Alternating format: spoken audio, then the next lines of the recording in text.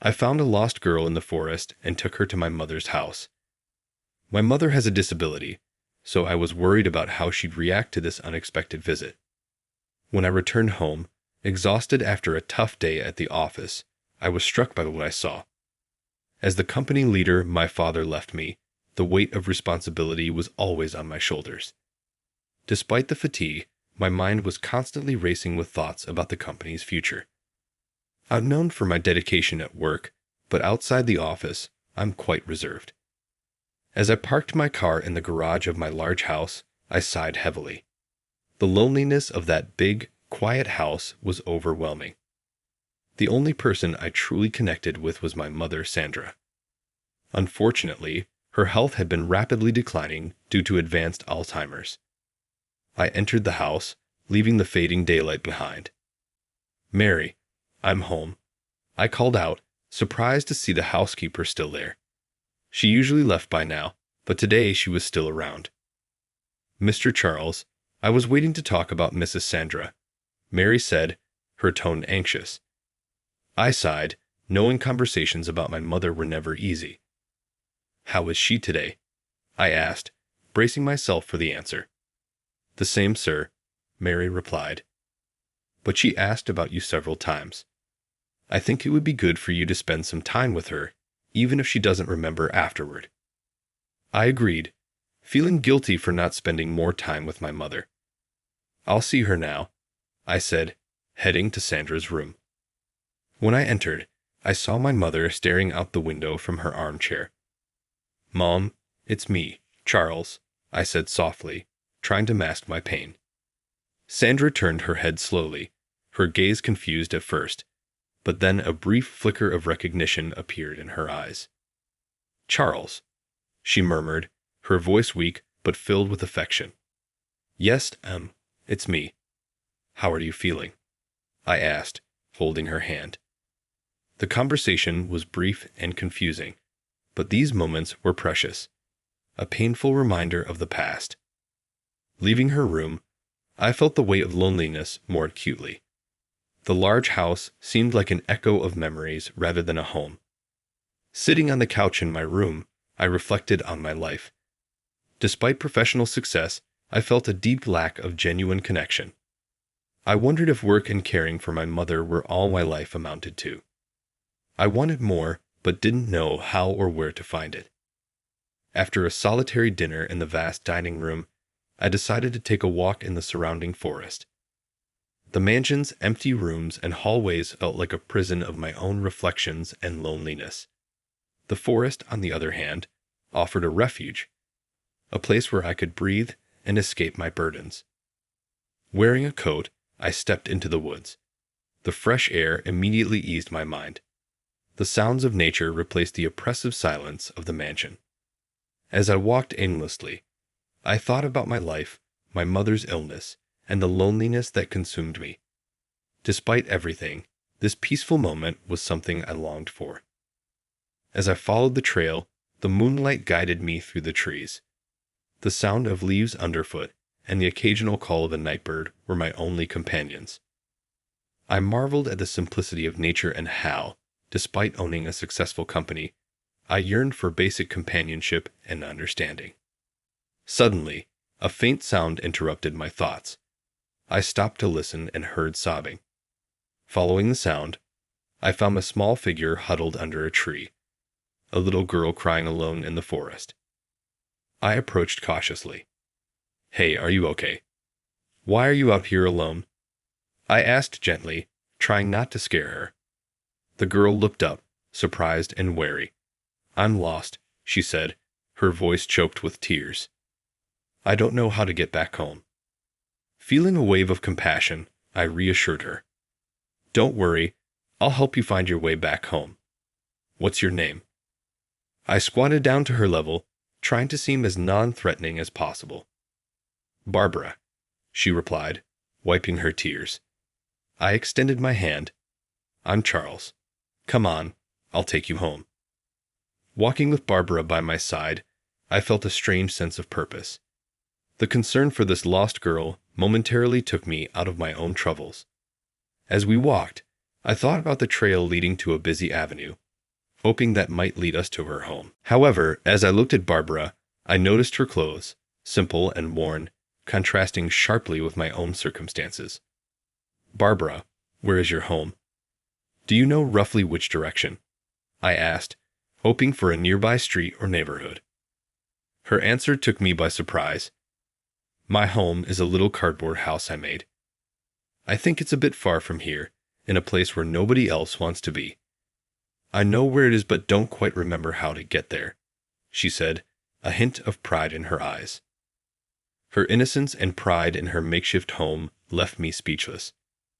I realized the gravity of the situation. She didn't have a traditional home, but rather an improvised shelter vulnerable to many dangers. "Do you live there alone?" Charles asked, trying to hide his concern.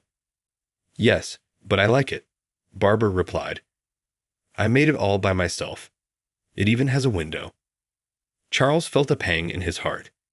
He admired Barbara's strength and independence, but the idea of her living alone in such conditions troubled him deeply. "Barbara, it's very cold at night, and it's already late. Would you like to spend the night at my house? Tomorrow, we can check out your cardboard house and see how we can help," Charles suggested, trying to sound inviting without scaring her. Barbara looked at him warily, but with a hint of hope in her eyes. "Are you sure? I don't want to be a bother." Charles nodded with a reassuring smile.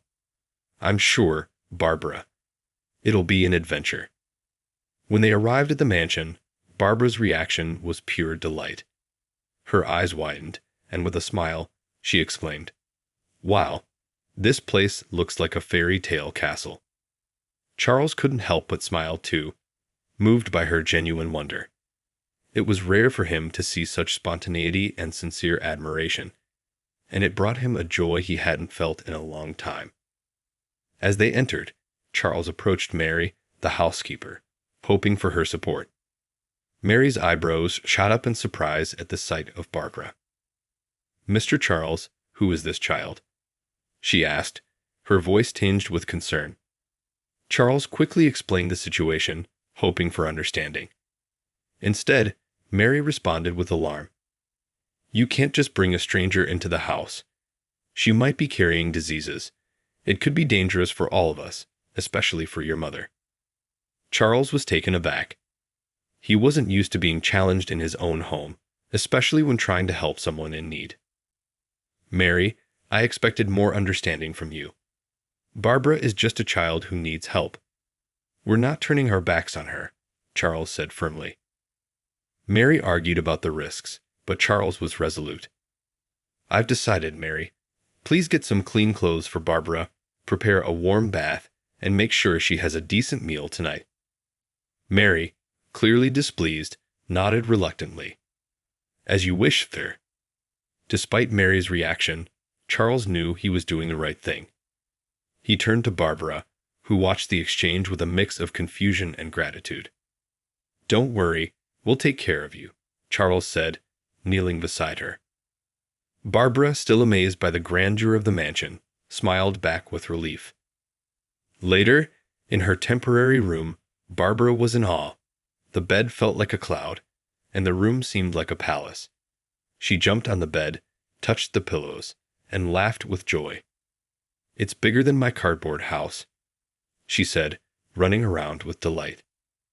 After a warm bath and the clean clothes Mary provided, Barbara felt like she was dressed for a party. She devoured the meal with genuine appreciation. When Charles returned to check on her, he found Barbara lying on the bed, her eyes shining with happiness. "Is everything all right?" he asked, feeling a wave of contentment. "Yes, everything is so beautiful and tasty. Thank you, Mr. Charles," she replied with heartfelt sincerity. "Just call me Charles," he said, sitting on the edge of the bed. Barbara, now a bit shy, asked, "Can I ask you something? Is this house a real castle?" Charles laughed, charmed by her curiosity. "Not exactly a castle, but it's my home. And tonight, it's your home too." He enjoyed having someone to share his large, lonely house with, even if just for one night. "Would you like me to read you a bedtime story?" he offered, hoping to make her night even more special. Barbara's eyes lit up. I would love that. Charles picked a book from the shelf and began to read.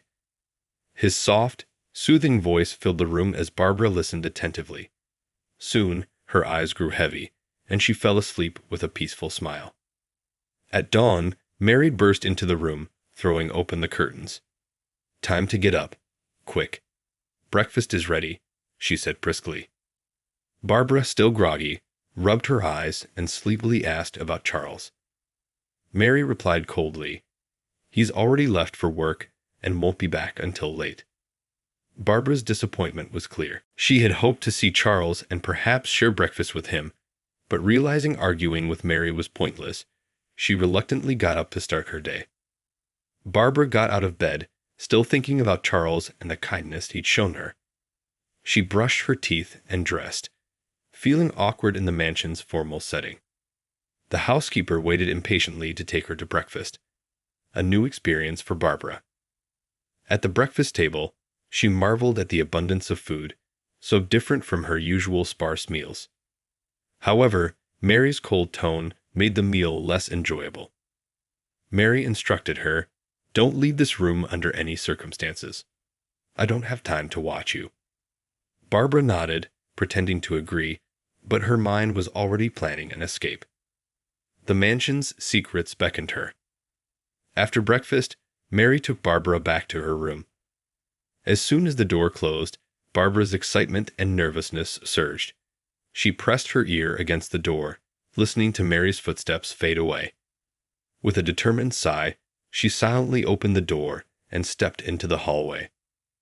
The mansion was a labyrinth of wonders to Barbara. Each corridor and open door revealed something new. She explored with wide eyes, drawn to mysterious objects and relics of the past. The paintings on the walls seemed to follow her, whispering stories. Her curiosity led her to a slightly open door, Sandra's room. With a mix of curiosity and hesitation, Barbara entered and found Sandra in an armchair, lost in thought. Hello, Barbara said gently.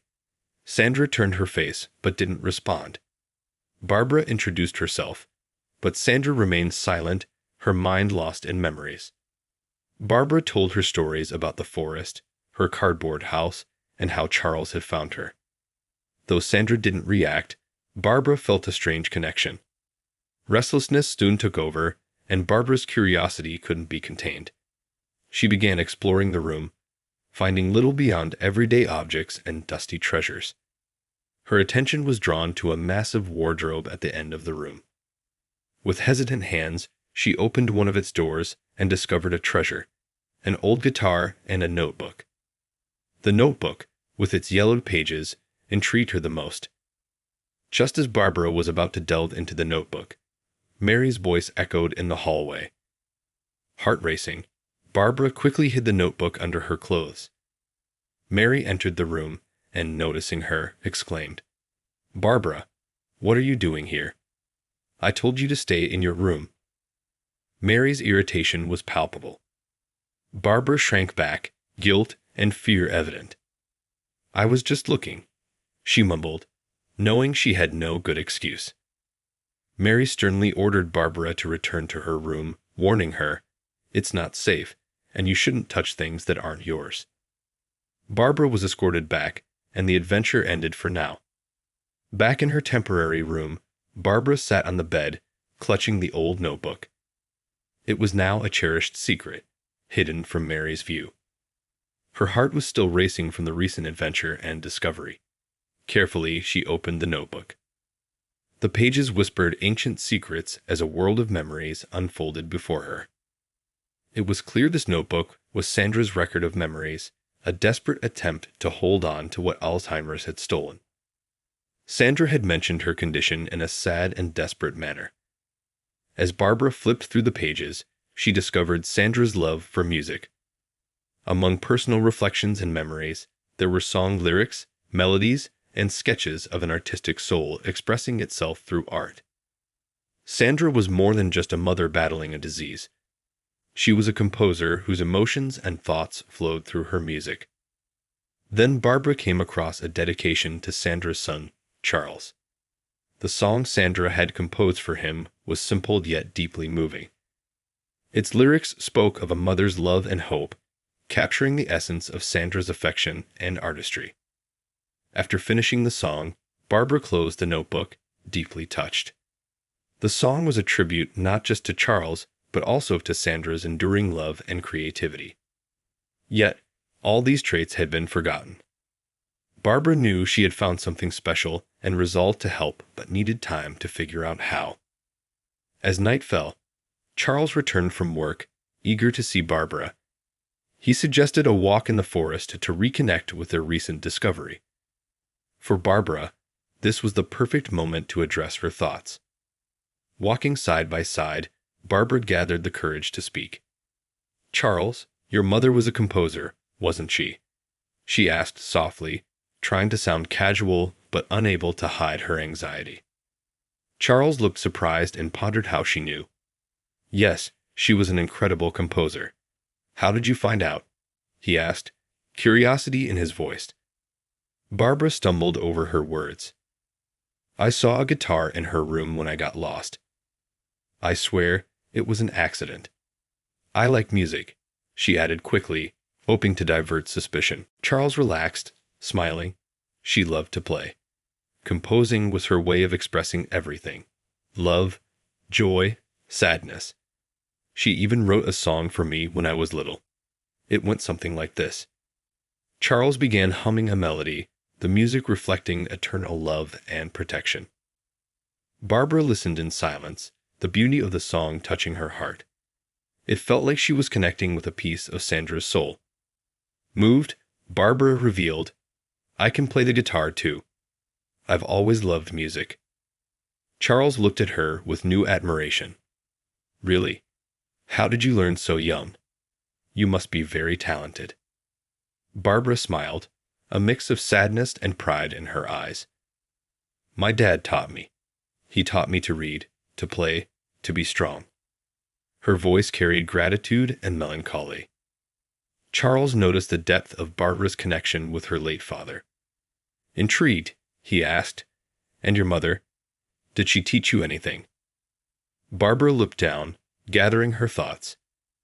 "Dad said she went to heaven after I was born. He said the angels needed her. She never came back. After Dad got sick, he left too. I had to take care of myself. I didn't want to be a burden." Charles was moved by Barbara's story, touched by her strength in the face of such hardships. "Barbara, your courage is admirable. I'm so sorry for everything you've been through, but you're not alone anymore." The conversation deepened their bond. Barbara felt welcomed and safe with Charles, sensing a new beginning. Charles, inspired by Barbara's resilience, vowed to offer her a better future, a promise of protection and care. After a walk in the forest that helped us both relax and connect, I led Barbara back to the mansion. My mind was heavy with reflections, but her presence lifted my spirits. I carefully helped Barbara settle into bed, making sure she was comfortable and secure in her new temporary home. As I watched her fall asleep, I felt a strong sense of protection and a desire to give her everything life had denied her so far. Leaving her room, I was resolved and determined. In the hallway, I found Mary and couldn't wait to share my thoughts. "Mary, I've been thinking about something important. I want to officially adopt Barbara," I said with clear resolution. Mary, ever practical and a bit skeptical, looked surprised and disapproving. "Adopt her, Charles? Are you sure? That's a huge responsibility, and with everything you already manage, I'm not sure you're up for it." But I was firm. I've never been more certain about anything. Barbara has shown me what's missing in my life. I can offer her a family and a home, and I believe she has a lot to offer me too. Mary looked for any sign of hesitation, but saw only a man ready to change his life for her. "Just think it through," Mary advised. "Adoption isn't something to take lightly. You need to be ready for all the joys and challenges. I know it will be tough, but I'm ready. Barbara deserves a better life, and I want to be part of that. I replied with unwavering conviction. Mary could see the sincerity in my words. The next day, an unexpected event would further cement my decision. At breakfast, Barbara, renewed with determination, asked Mary, "Is there any way to help Mrs. Sandra remember things again?" Her question took Mary by surprise. After a pause, Mary replied, "Mrs. Sandra's illness is Alzheimer's, and it's only getting worse. It's not something we can reverse." Barbara listened with serious intent but remained hopeful. "There has to be something we can do, even a little bit," she insisted. Mary admired Barbara's determination despite knowing the harsh reality. They say that music and old memories can sometimes reach parts of the mind we think are lost, but it's not guaranteed, Mary said, encouraging Barbara's hope. Inspired, Barbara decided to try music. She remembered Sandra's music notebook and the song Charles had hummed. "I'll try with music," she resolved. With hope and a plan, Barbara convinced Mary to let her spend the day with Sandra. In Sandra's quiet room, Barbara began by talking about everyday things, hoping to spark a reaction. When that didn't work, she shifted to Sandra's music. "Mrs. Sandra, I saw a notebook in your room with your beautiful songs. Do you remember writing them?" Barbara asked, her voice full of admiration. She spoke enthusiastically about the lyrics and melodies, hoping to trigger some recognition. Despite Sandra's distant expression, Barbara didn't give up. She believed that music and love could bridge the gap created by the disease. Then I had another idea. I went to my room and grabbed Sandra's diary. I returned to her room with it, hoping that seeing her own lyrics and melodies might help her remember. Carefully, I opened the notebook and showed it to Sandra. "These are your songs," I said, holding it so she could see the writings. "Do you remember writing them? They're very beautiful. I really like them." My voice was full of hope as I began reciting the verses. Despite my heartfelt effort, Sandra's reaction was the same as before: nothing. She remained still, her distant gaze seeming to look through the notebook and the walls of the room to somewhere only she knew. This lack of response didn't dampen my spirits. Instead, it made me more determined to find something that could reach her heart in a way that words alone couldn't. I decided to check the large wardrobe in Sandra's room again. My eyes lit up when I found a box full of musical score notebooks next to a guitar. It was like discovering a hidden treasure, the keys to the melodies that matched the lyrics I'd read. I picked up one of the notebooks, flipping through the pages of musical notes. Each page was a potential bridge to Sandra's dormant consciousness. I thought, this might work. If words couldn't reach Sandra, maybe the music itself could. Excited by the possibility, I compared the song titles in the scores with those in Sandra's diary. When I found matches, a mix of anxiety and excitement took over me. I took Sandra's guitar and tried to play and sing the songs, hoping the combination of melody and lyrics could awaken a memory. Despite my efforts and growing confidence, Sandra's reaction remained unchanged. I realized that perhaps my unfamiliarity with the exact way to sing her songs was preventing the connection I sought. But I didn't give up. I kept trying different songs, adjusting my voice to match the melody of the guitar. As the day turned to afternoon, then evening, my fingers began to hurt and my throat dried out, but I refused to be discouraged. Each chord was a silent plea for Sandra to return, even just for a moment, to the world that music had created. When night fell, I finally had to stop. Exhausted and frustrated, I sat on the floor, letting the guitar rest. Just then, a flash of inspiration struck me. The melody that Charles had shared with me in the forest, the one his mother had composed for him, came back to me. It was the one song where I knew the exact rhythm. With renewed determination, I sifted through the scores, eagerly searching for that melody. Finally, among the yellowed sheets, I found it, the precious score dedicated to Charles. I took a deep breath, feeling a mix of nervousness and hope, and positioned my fingers on the guitar. I began to play the first notes, the melody flowing more easily this time, each chord filled with emotional depth. As I sang the verses I had memorized, Sandra's eyes showed a different sparkle. For a moment, the fog around her mind seemed to lift, and she slowly turned her head toward me, as if waking from a long dream. Her eyes locked onto mine, a fleeting recognition crossing her gaze. Meanwhile, Charles was returning home, his thoughts on me and the small joys my presence brought. When he noticed my absence from my room, concern set in, and he hurried to find out where I was. He went to Mary, looking anxious. "Mary, have you seen Barbara? She's not in her room." Mary, who was tidying up, looked at him calmly. "She's in Mrs. Sandra's room. She spent the entire day there trying to help her recover." "Recover?" Charles asked, a mix of curiosity and concern in his voice. The idea of me spending the whole day with Sandra left him both worried and curious. Mary sighed, choosing her words carefully. She spent the whole day playing the guitar and singing songs. She probably saw the diary and the scores and decided to sing. It's a beautiful thing to see. Come, I'll show you. Mary led Charles down the hallway to Sandra's room. As they walked, Charles felt a mix of anxiety and hope, wondering if I had found a way to reach his mother, who had been closed off for years. "Mary, did it really work? Did my mother react in any way?" Charles asked, almost afraid to hear the answer. Mary gave him a serious look. "Not that I know of. The last time I checked on the two misses, Sandra was the same as always. But what matters is the girl's intention."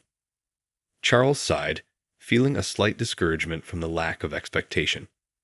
But as they approached the door, a soft melody and two voices harmonizing reached his ears. He stopped, immediately recognizing his mother's voice in a song he never expected to hear again. His heart raced with surprise, hope, and a deep, unnamed emotion. Driven by hope, Charles hurried down the hallway, following the sound that seemed to call him. When he reached the door, he saw a scene he thought was impossible. His mother, Sandra, singing with Barbara. The music, once composed by his mother for him in the past, now connected generations and memories. Tears streamed down Charles's face, each drop carrying years of longing, love, and pain. Seeing his mother awake and engaged, even briefly, brought immense relief and indescribable joy. Barbara's presence had unlocked this connection to the past, reinforcing Charles's decision to make her part of his family. He stood at the door, the music filling his heart. When the song ended, Sandra turned to him with a rare glint of lucidity in her eyes. "Charles, my dear, stop crying. You look as if you've been pinched," she said, her voice fragile but clear. Her unexpected words only intensified Charles's tears. He smiled through them, a smile filled with years of repressed pain and love. Overcome with emotion, Charles rushed to hug his mother, enveloping her in an embrace that symbolized both loss and reunion. Barbara, though not fully understanding the depth of his emotions, was moved by the shared tears. Mary, too, tried to hide her own tears, but felt the impact of the reunion. Sandra's moment of clarity was a precious gift amidst her illness, but it was fleeting. Charles watched with gratitude and sadness as her light slowly faded, returning her to the silence of recent years. Before leaving, he tenderly kissed her forehead, a farewell to that brief moment of connection. Turning to Barbara, who watched with pride, Charles extended his hand and said, "Let's go for a walk in the forest, Barbara. We need some fresh air." Barbara wiped her tears and nodded. As they walked under the trees, the silence between them was filled with the sound of their footsteps. It was a comfortable silence, a space to process the day's emotions.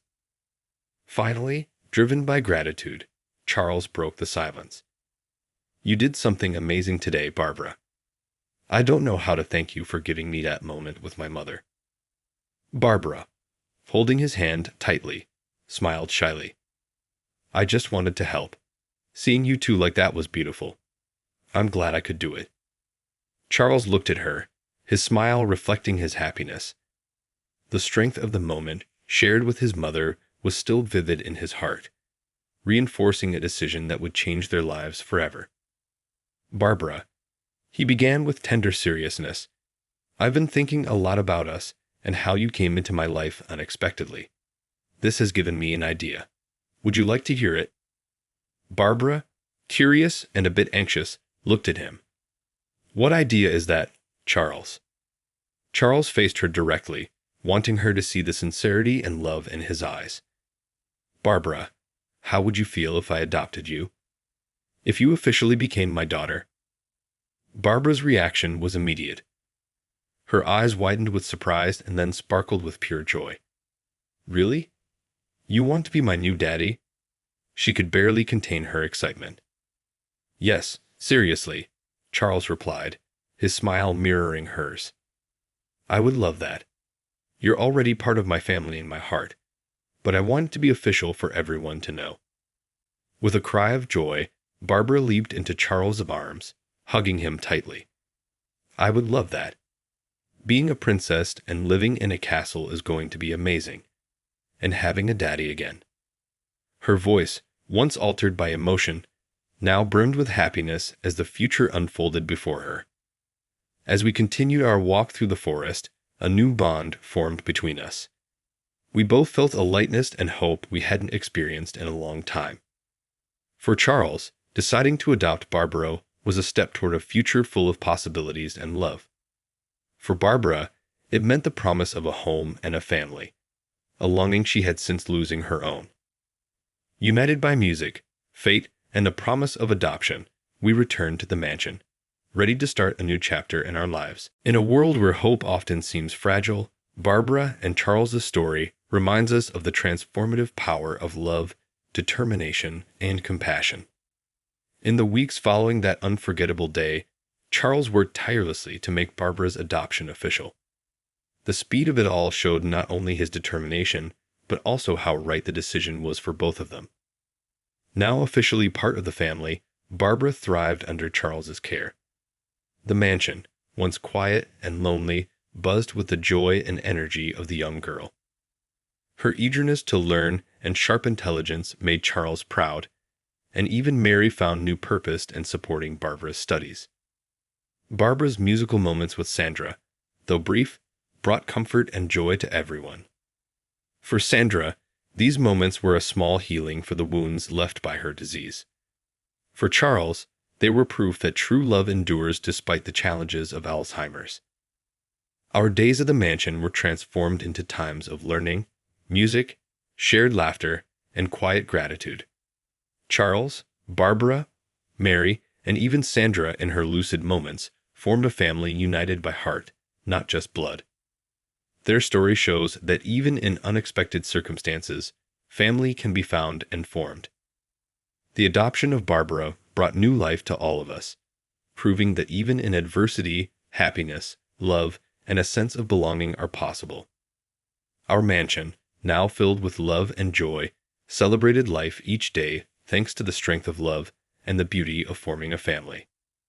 If you enjoyed this story, please hit the like button and join our community by subscribing to the channel. Your support motivates us to share exciting stories almost every day. Don't miss the next incredible story displayed on your screen. We deeply appreciate your support and hope to see you soon. Well, we've been married for a long time. I might find another woman I like. What's wrong with having an affair or two? Quit nagging me, shouted Anthony, my husband, defensively when I confronted him about his infidelity. Instead, prepare for Christmas. You've bought the Christmas decoration and the cake, haven't you? I'm going to my mom's house for Christmas.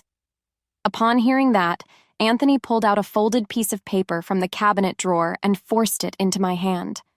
What if you're leaving me? It's a divorce. Look, here's a completed divorce application. When I opened it, it was indeed a divorce application with Anthony's name on it. Why do you have something like this prepared? The woman who you call an affair woman, she's the only one I truly love. Oh, so that's how it's going to be? caught having an affair with a woman 20 years younger, and now he's doubling down in a fit of rage. I signed the divorce application with larger letters than usual. The unstoppable tears are not from sadness. I'm just incredibly pathetic for being with such a man. Well then, I have to make Anthony experience something worth crying over. I packed my stuff, left the house, went straight to the after-hours window at the town hall, and submitted the divorce application. Anthony was thoughtful enough to not only put his own name on the divorce application, but also prepared to witness. What's more, it seems that woman he's having an affair with is the witness. He's really making a fool out of me. As I left the town hall, I kicked a stone lying at my feet with all my might and started walking. I'm Margaret, a 55-year-old housewife working as an administrative assistant at an insurance agency. My only daughter, Tasha, is already married and lives in an apartment in the same town. I've been living with my husband, Anthony, when Tasha graduated from her 2-year college. Anthony quit his job and has become what he calls a day trader, living an aimless life for a decade now. I don't know whether he's making any money or not doing anything, but he's barely contributing to living expenses these days. It was I who supported Anthony while working and feeling bitter about him, and the result is this affair and divorce application. Until Tasha graduated from the 2-year college, Anthony was a normal husband working at a financial institution. He did not do any housework, but he went to work in the morning and came home at night. He had overnight business trips once a month, and he had company parties or entertaining evenings once a week. He wasn't a heavy drinker nor a spendthrift. He was just an ordinary husband you might find anywhere. But looking back now, I suppose there were signs of strangeness even back then. Given his line of work, I assumed business trips and client entertainment were par for the course, but it's possible that he was having affairs on some of those days. His one flaw as an otherwise ordinary husband was his fondness for women. My friend just got a job at the same company as Dad, my daughter Tasha once told me before she got married. Dad has a really bad reputation, you know. He's always hitting on the young women at the office, insisting on having female company at every drinking party. Apparently, he just loves being around young women. Really? That's quite embarrassing. And there are rumors of affairs, so you should be careful too, Mom. Until Tasha told me this, I'd never suspected Anthony of it. With a full-time job of my own and all the housework and child-rearing resting on my shoulders, I had no time to pay attention to Anthony's behavior. Even when I was swamped with housework, Anthony remained seated, and he wouldn't even pick up a crying Tasha when she was a little girl. He considered housework and child-rearing to be entirely the wife's duty. He seemed to believe that as long as he worked, meals would automatically be served, and the house and clothes would magically be clean. At that time, I was exhausted from the double load of housework and my job, and I didn't have the energy to express my discontent to Anthony. Anthony and I are both only children. My father passed away due to an illness when I was in the 6th grade, and my mother raised me on her own afterward. It's all right, Margaret. We have your father's life insurance, and I work too. You don't have to worry about anything. My mother, who was a medical secretary, always told me with a smile, but I knew that she never bought anything she wanted for herself and used her money to support my going to vocational school. To me, she's the most respectable person and the most wonderful woman in the world. Now she's 75 years old and still living well at home. She has a boyfriend, and they laugh about being a couple with a combined age of 155. They always seem so happy. On the other hand, Anthony's mother was an impossible woman. One day she ran away with her lover, leaving Anthony and his father, Jim. Fortunately, Anthony was already in college at the time and didn't need parental care. But Jim struggled to balance work with unfamiliar household chores. "Margaret, promise me you won't have an affair," Jim tearfully asked me when I married Anthony. "It's okay to slack off on the housework, and you don't have to always defer to Anthony, but please, I beg you, don't have an affair. There's nothing more painful than that." My father-in-law, Jim, is a man of wealth. He graciously lent us his own house free of charge, choosing to live in a small rented apartment himself. He is a quiet, kind man who never interferes unnecessarily in our lives or imposes his will on us. I appreciate and deeply care for him. I don't want to upset him, but I suppose I have no choice but to talk about our divorce and the reasons for it. After filing for divorce before heading to my parents' house, I stopped by the apartment where my daughter Tasha lives. I wondered if she'd be home or if I'd be imposing, but I went anyway and found Tasha was home alone. What's with this impromptu divorce? Hearing my news, Tasha choked on her coffee in surprise. Were you okay? You surprised me, Mom. While waiting for Tasha to calm down, I explained everything in detail. So Dad had been preparing for the divorce long before? Exactly. It's a terrible story, isn't it? It's beyond terrible. He even filled in the witness section. He was too well prepared. Tasha tilted her head as she said this, munching on some cookies I had bought on my way. I don't know who she takes after, but she's always had a knack for seeing through situations. Then Tasha suddenly looked up. Hasn't Dad always loved women? Well, I secretly looked at your father's computer, and there were tons of unspeakable pictures and videos saved. He was often away from home due to business trips and drinking parties, so it wouldn't be surprising if he was having an affair. But he never let his guard down before. I somehow started to get what Tasha was trying to say.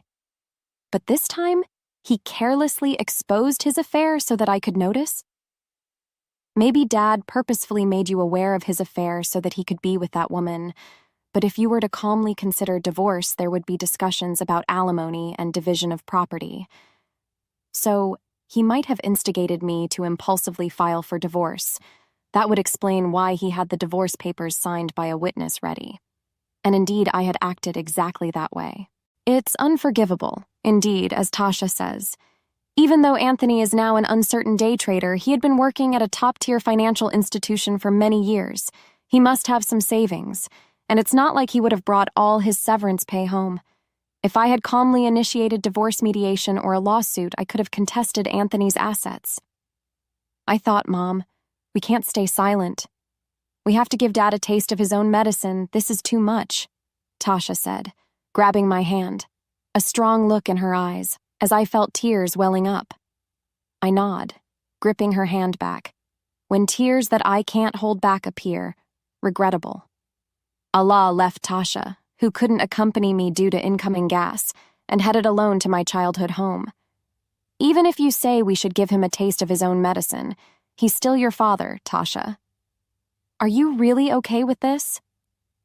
Tasha sighed as if exasperated. Because he's my father. I didn't like what he did. It's embarrassing being called out by friends because my father is a womanizer. So I'm really okay with it if Tasha said so.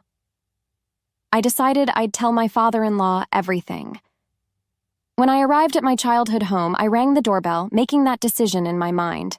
My mother's cheerful voice followed, and the front door opened. Her youthful face, unbelievably youthful for a 75-year-old, greeted me with a big smile.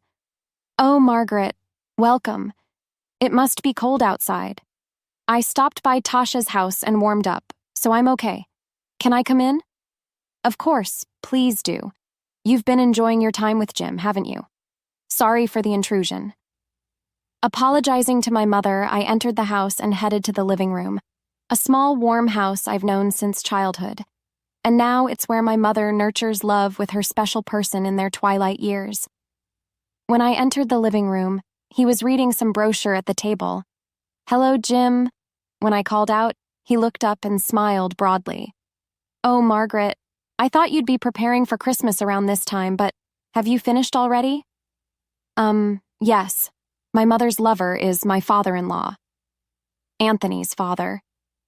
It seems they both had feelings for each other for a long time, but due to their positions as parents-in-law, they suppressed those feelings. However, now, in the last stage of their lives, they told me they finally decided to be honest about their feelings for each other. Anthony still doesn't know about this.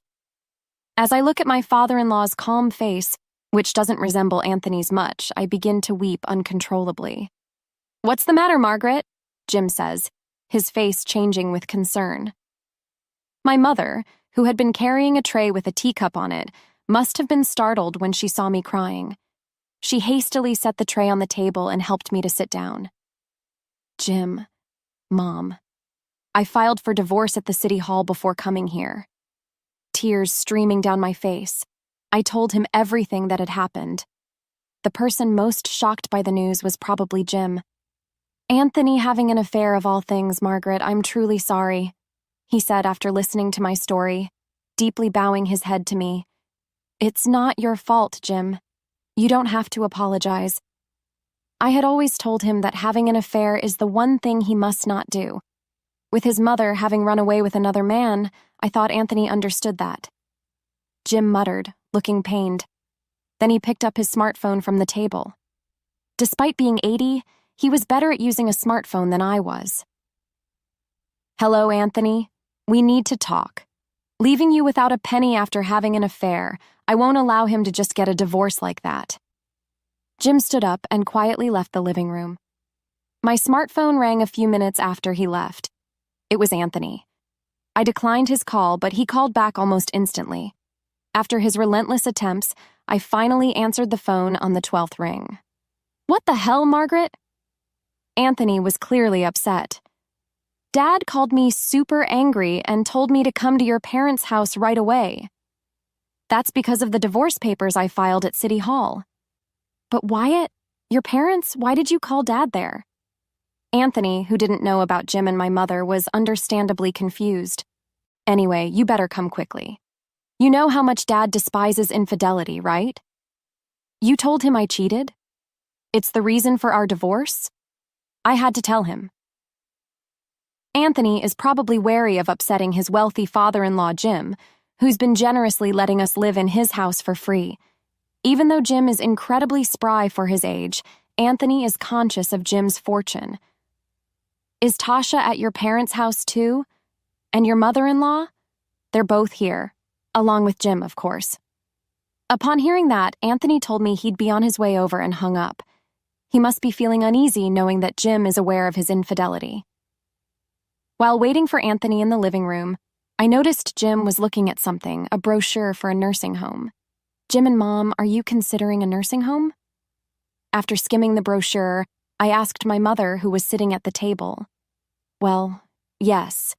Jim and I can currently take care of ourselves, but we don't know how long we'll be able to do so. We're both getting old, after all." Mom, who affectionately calls Jim by his name, doesn't look anything like a typical grandmother. "So, we are currently researching various nursing homes that could accommodate both of us. It's so lovely that you two are so close. Seeing you so happy makes me happy too. But now we have a big worry, Margaret. You're suddenly getting a divorce." As Mom looked troubled and we continued to chat, Jim came back holding a piece of paper in his right hand. I was about to ask what it was when the doorbell rang. "That must be Anthony. Don't worry, I'll get it." With resolve, I stood up and went to answer the door. "What is this?" The moment he saw my face, Anthony's expression turned grim. "Can't believe you told Jim about my affair, and why here, at your parents' house." "You'll understand once you get inside. Come on in, okay?" "I would have done that even if you hadn't told me to." As Anthony took off his shoes and rushed into the living room, he stopped in his tracks the moment he saw Jim and Mom sitting side by side. "Dad, mother-in-law, wait. Are you two dating her?" "No way," I said. "Sit down there." Jim's voice echoed in the living room like thunder. At his intensity, I found myself straightening up without thinking. When usually calm, Jim gets angry. He's terrifying. Anthony, the one being yelled at, had lost the confidence he had when he thrust the divorce papers at me and sat down in front of Jim with a frightened look on his face. "I heard from Margaret when she confronted you about your affair, you lashed back and handed her divorce papers." "Well, about that, on top of that, the divorce papers were filled out, and one of the witnesses was the woman you were cheating with. Is that true?" "Well, it was just the way things went, or a difference in perception." "I'm asking if it's true. Stop beating around the bush and answer me again." Jim's voice thundered. Flustered, Anthony mumbled a small, "It's true. I'm sorry." "Anthony, after you claimed to be hurt by your mom's affair, how could you do the same thing to Margaret? Moreover, having divorce papers ready and forcing her to file them. I just handed her the papers. I never thought she would actually file. You think that excuse is going to work? Do you have any idea how much your actions hurt Margaret? Jim said this as he spread out a piece of paper he had brought with him on the table. It was a blank marriage certificate. I wondered whether Anthony had brought it with him or if it had been with Jim from before. Anthony, as you might have guessed, I've been dating Margaret's mom. You've severely insulted and deeply hurt my special lady's daughter. I had no idea. I never dreamed that you and my mother-in-law would be dating. That doesn't change the fact that you cheated. Jim cut off Anthony's excuses and started speaking like a judge handing down a verdict. I'm not helping you anymore. The house I'm lending you for free, I'm going to sell it right away. Find an apartment and move out immediately. No way, I don't have the money to rent an apartment. Aren't you making money day trading? Besides, whether you have the money or not, I'm selling that house. Right after Christmas, so you can't stay there anymore. But Anthony looked down for a moment. Then he noticed the marriage certificate on the table and looked up. His expression was different than before, filled with anxiety. What's that marriage license for? Surely you're not thinking of getting married. That surely is exactly what we're thinking. We're getting married. But if you do that, the inheritance I'd get from you will be halved, Anthony blurted out reflexively. Then in the next moment, gasped and covered his mouth. He must have realized he misspoke, but once a word is spoken, it can't be taken back. What did you just say? I decided to seize the opportunity to corner him. Your dad has always been so supportive of us, and he's been generously lending us this house for so long. Yet when he tells you he's getting remarried, you're worried about your inheritance decreasing? That's just too much. Exactly, I can't forgive what you've done to Margaret either. Until then, my mother had been silent, but she joined the conversation. Start looking for an apartment and move out. That house belongs to your dad, and if he says he wants to sell it, we can't argue with that. But I can't afford to rent 2 places, one for me and the other. Anthony muttered under his breath, then clamped his mouth shut again, but I had clearly heard what he said. Rent for him and the other person? Anthony, are you paying rent for your mistress too? My father-in-law unleashed what felt like the loudest roar of the day. I'm sorry. You've been neglecting your contributions to the household expenses, and you've been doing this? That's too much, even for you.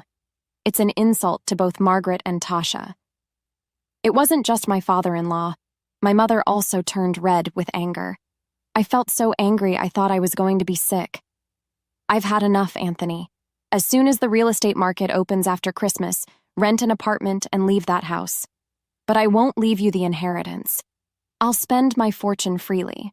In the end, we'll move into a luxurious assisted living facility, and there will be hardly anything left for you. As he delivered his words like a blow, my father-in-law stood up and pointed towards the door.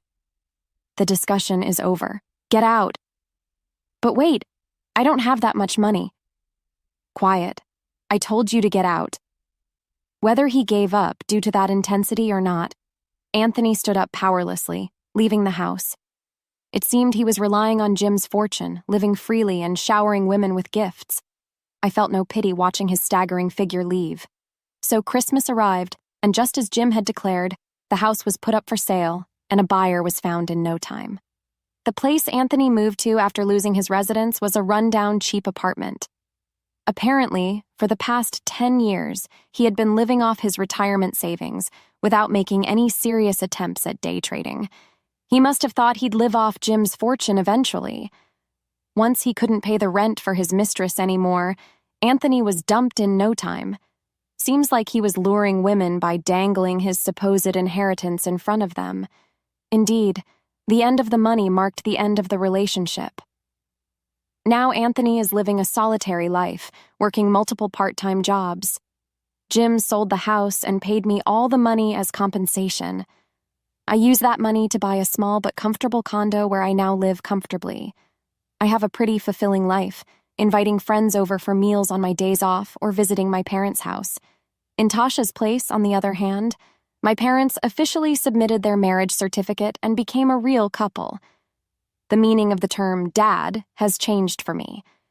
Perhaps being aware of that, my dad now casually calls me Margaret. Seeing my mom, who had worked so hard to raise me, smile happily is truly a joy. From the bottom of my heart, I wish for my parents, clutching onto this great happiness they found in their twilight years, to live out peaceful days. After an incident, I was demoted from the head office to a rural branch. I'm now unwelcomed by everyone and sidelined by my department with minimal responsibilities. Then one day I ended up solving a problem for a younger boss who had transferred from the headquarters. The younger boss who had thought of me as incapable was surprised by my problem-solving skills. Following that, my life took a complete 180 degrees turn. My name is Michael Johnson. I'm 43 years old. While my peers are busy with marriage, parenting, and climbing the career ladder, I'm single and stuck in a small rural branch far removed from any prospects of promotion. My job involves organizing documents that are about to be stored away, likely never to be seen again. It's the kind of work that wouldn't really matter if I did it or not. If I suddenly quit tomorrow, it wouldn't cause any trouble for anyone. A few years ago, due to certain circumstances, I was transferred to this branch. Initially, I considered quitting, but by that time, I was past my prime working years, and job hunting in the countryside where opportunities are scarce seemed too daunting. So I ended up staying. I used to work at the head office. Suddenly, I was transferred from the head office to this small rural branch. Of course, there was a reason for this, and it seems that the story of why I was transferred had already spread widely within the branch. The original employees would whisper behind my back or look at me with suspicion. Despite that, I tried to engage with them at first, but it seemed they just wanted me to leave as soon as possible. Their overt attitudes sometimes interfered with the work. After several years of this, I've now focused solely on not causing any trouble. I'm treated almost like I don't exist. At best, I'm harmless. At worst, I'm ignored. But reaching this state also required a lot of effort and humility on my part. So, in a way, it's a satisfactory outcome for me. Then one day, a new manager, a transfer from the head office, joined our branch. She was a smart-looking woman in her late 20s, dressed sharply in a suit. Unlike my emotion, her transfer was part of grooming her for a future leadership role. My name is Sarah. I look forward to working with you. She introduced herself, exuding the air of an elite with a confident demeanor. Initially, she seemed a bit stiff, but as she settled in, she began to show more of her youthful, vibrant smile. However, just because she has moved, it didn't change my job in any way. Even though she was my direct superior, there was little interaction between us, given my sidelined position. Sarah held individual meetings with all employees soon after arriving. When it was my turn, I explained my work situation as it was. Sarah frowned and seemed to want to say something, but she didn't, and the meeting ended without any changes to my situation. In the end, my work and life remained unchanged. I spend my days doing meaningless work and head home once it's time to clock out. At home, all I do is eat and then go to sleep. My daily life hasn't changed at all from before. With so little work to do, I even spend my breaks leisurely. I often finish my lunch quickly and then take walks around the office to pass the time. Lately, I've noticed Sarah frequently using her phone in secluded spots. Being a young woman, she might be in touch with a boyfriend. However, Sarah always looked troubled during these moments. Wouldn't she look happier or more excited if she were talking to her boyfriend? I found it a bit curious. But even though I've seen this scene many times, I figured it was none of my business. I hadn't paid much attention to it before. But yesterday, I saw Sarah again, and she looked even more troubled than usual. I just couldn't get her distressed face out of my mind. Even if she had a serious problem, it's unlikely she would turn to someone like me for help. So I decided to carry on as usual. The next day, I arrived at the office first, as always. If there's one good thing about being transferred here, it's that I've been able to lead a healthier lifestyle with an early-to-bed, early-to-rise routine and leaving work on time. My health is in top shape. Living alone, I cook my own meals, not just once, but every day. Bringing my homemade lunch and starting the day by wiping down my desk in an empty office has become my daily ritual. Previously, after I arrived at work, William, who is nearing retirement, would usually come in next. But that order changed after Sarah moved, and today, as usual, Sarah came in a while after I did. I greeted her but noticed her complexion looked worse than usual today. Her face was particularly pale. While watching her, I suddenly realized something. Come to think of it, she used to smile so much at first, but lately I haven't seen her smile at all. Concerned about her extremely pale complexion, I was about to suggest that she go home when I heard an "ee" from her desk. At that moment, William arrived, and both he and I turned our gaze towards Sarah. In the direction of our gaze, there was Sarah, pale as a ghost and trembling violently. She was shaking so uncontrollably that the phone she was holding fell to the floor with a dull thud. Seeing Sarah in such a state, I instinctively rushed over to her and asked, "What's wrong? Are you okay?" Then, I saw the screen of her phone. It was receiving notifications in real time, and the chat screen was filled with a one-sided barrage of harsh messages, aggressive stickers and emojis. Seeing the chat screen brought back unpleasant memories for me. But I knew I had to prioritize Sarah right now. I pushed those resurfacing memories aside and asked her gently, "Can I take a look at your phone?" Trembling and tearful with fear, Sarah nodded and handed me her phone. Despite being in shock, upon looking at the messages sent to Sarah, I saw an endless stream of texts filled with harsh insults, derogatory remarks, and mocking content, all expressed in the harshest terms imaginable. Towards the end, the messages took a disturbing turn, clearly implying harm, and it felt incredibly dangerous. Although memories from my past threatened to overwhelm me, I made a conscious effort to stay calm and proceeded to ask Sarah a few questions.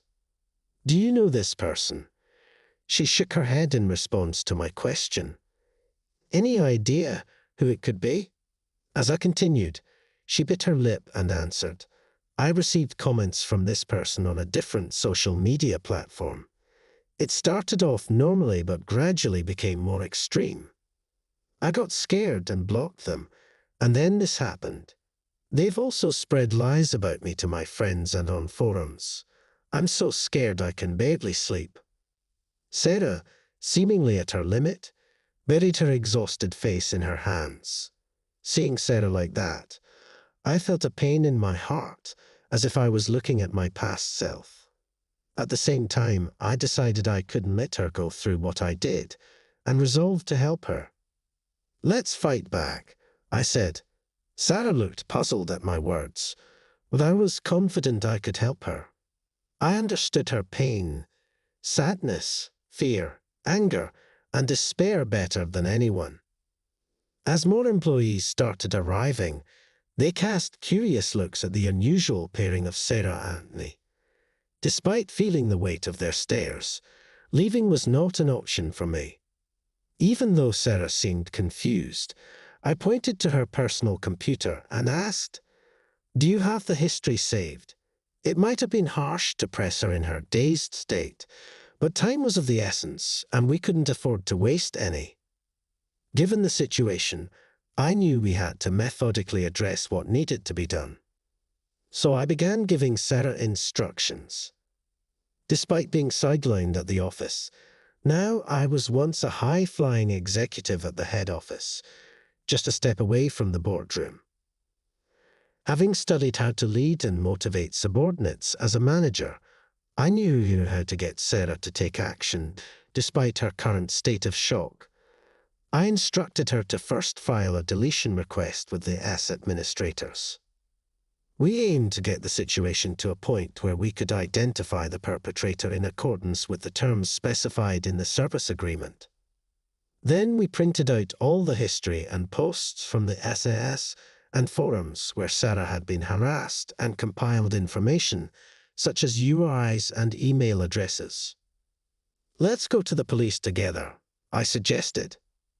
By then, Sarah had calmed down somewhat, and though she seemed puzzled by my efficiency, she nodded in agreement and followed me to the police station. At the police station, I explained the situation and the measures we had taken, and Sarah presented the evidence to the officers. I emphasized to the police, who didn't seem to grasp the severity of the situation, the rapid escalation of the harasser messages, the repetitive use of certain phrases, and the extensive collection of Sarah's information indicating a high likelihood of habitual stalking and a clear threat of physical violence. The officers, struck by the seriousness of our case, even questioned our relationship. Despite the rumors that might arise about a young woman being involved with an older guy like me, I couldn't help but deny it in a panic, which ended up amusing both the police officer and Sarah. Considering the current situation, the culprit hasn't been identified yet. Moreover, the chances of resolution seem slim given we're dealing with a small local police station. All we could do was carry out whatever measures were possible at the moment. But I knew the importance of these actions all too well. After leaving the police station, I introduced Sarah to a trustworthy lawyer on our way back to the office. It was a necessary step for officially establishing the case. Sarah seemed puzzled by my extensive involvement. "Who exactly are you, Michael? Why are you going to such lengths for me?" It was a natural question given our nearly non-existent prior interaction. Though my acquaintance with Sarah was brief, I found nothing dubious about her character, nor did she seem like someone who would create enemies. That's why I felt it would be terribly unfair for her bright future to be ruined by vile individuals. I didn't want her to go through the same experiences I had, but unable to convey this to Sarah, I awkwardly brushed it off. I just happened to know a thing or two.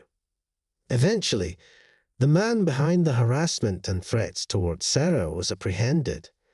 He was a complete stranger to her, but apparently the SNS platform had notified him that they were a good match.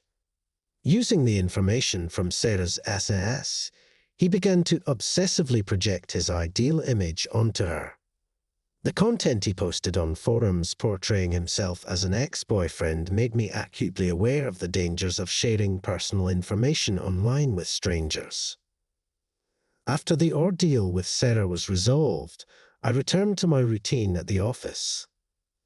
However, to my surprise, I wasn't the first to arrive that day. When I got to the office, Sarah was already at her desk, greeting me with a bright smile. "Good morning," she said. Initially surprised, I too returned the greeting with a smile upon seeing her carefree smile. As I was about to sit at my desk, Sarah marched up to me.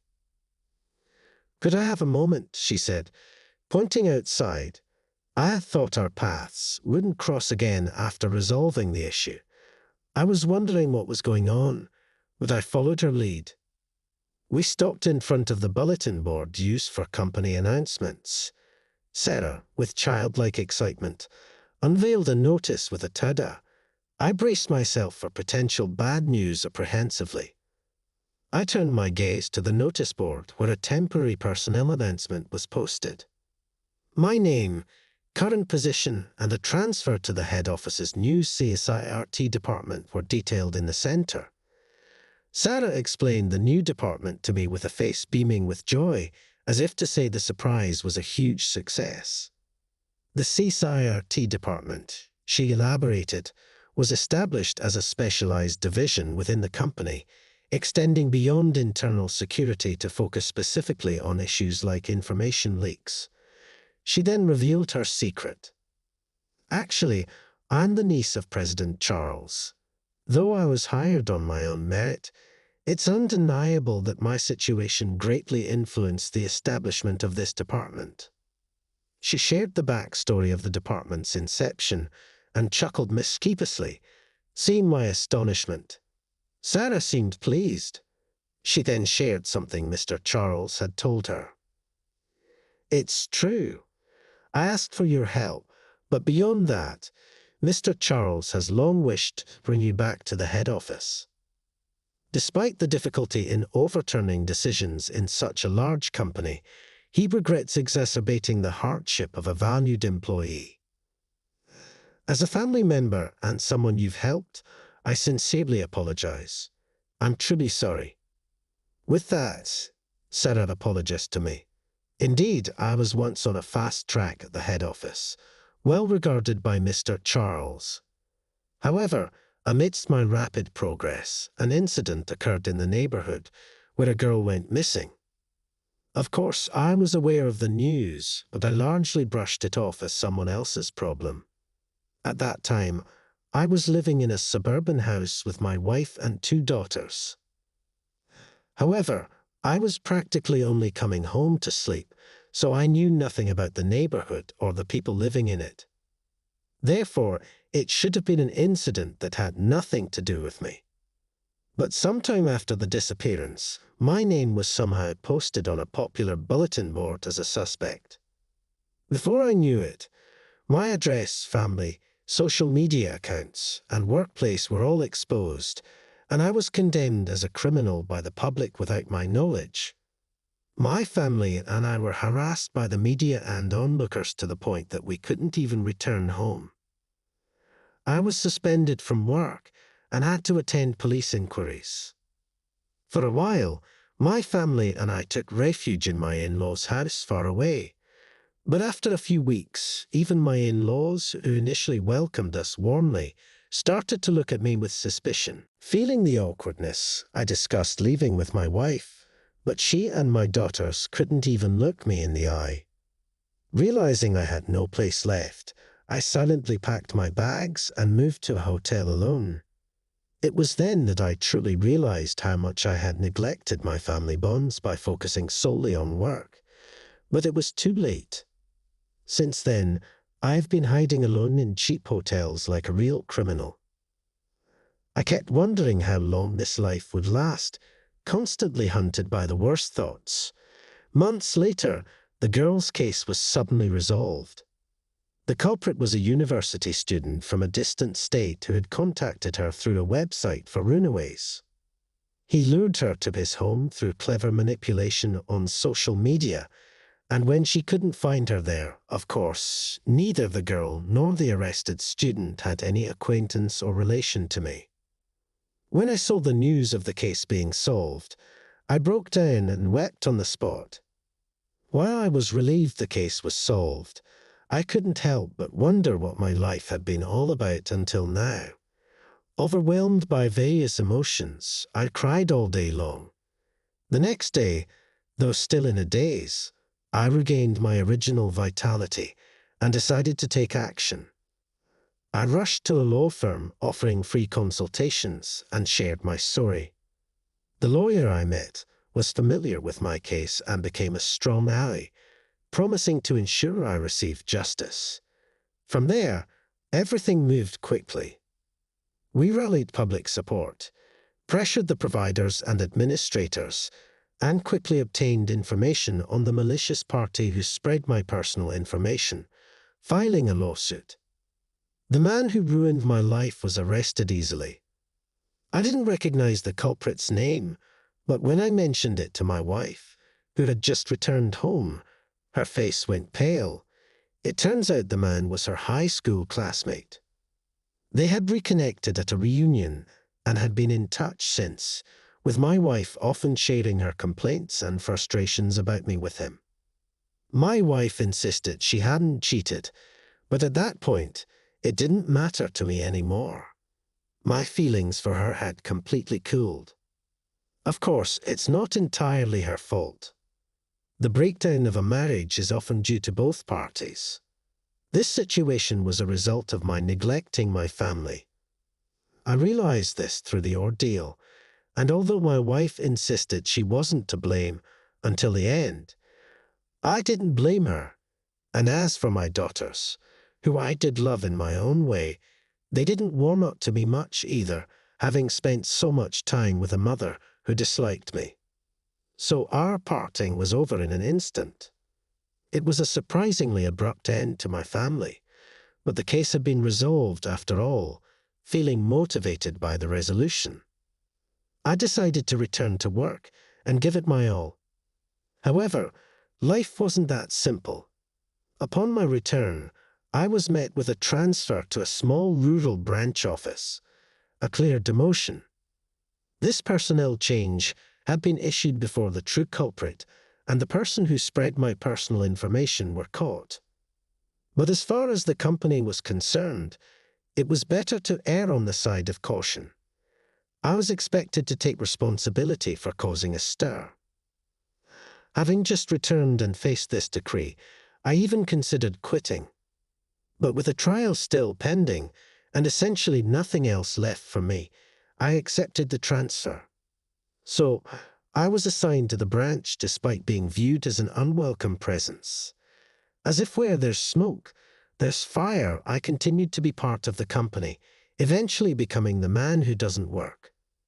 Although I was reminiscing about the bitter memories of the past, I couldn't help but smile at the story about Mr. Charles that was conveyed to me by Sarah.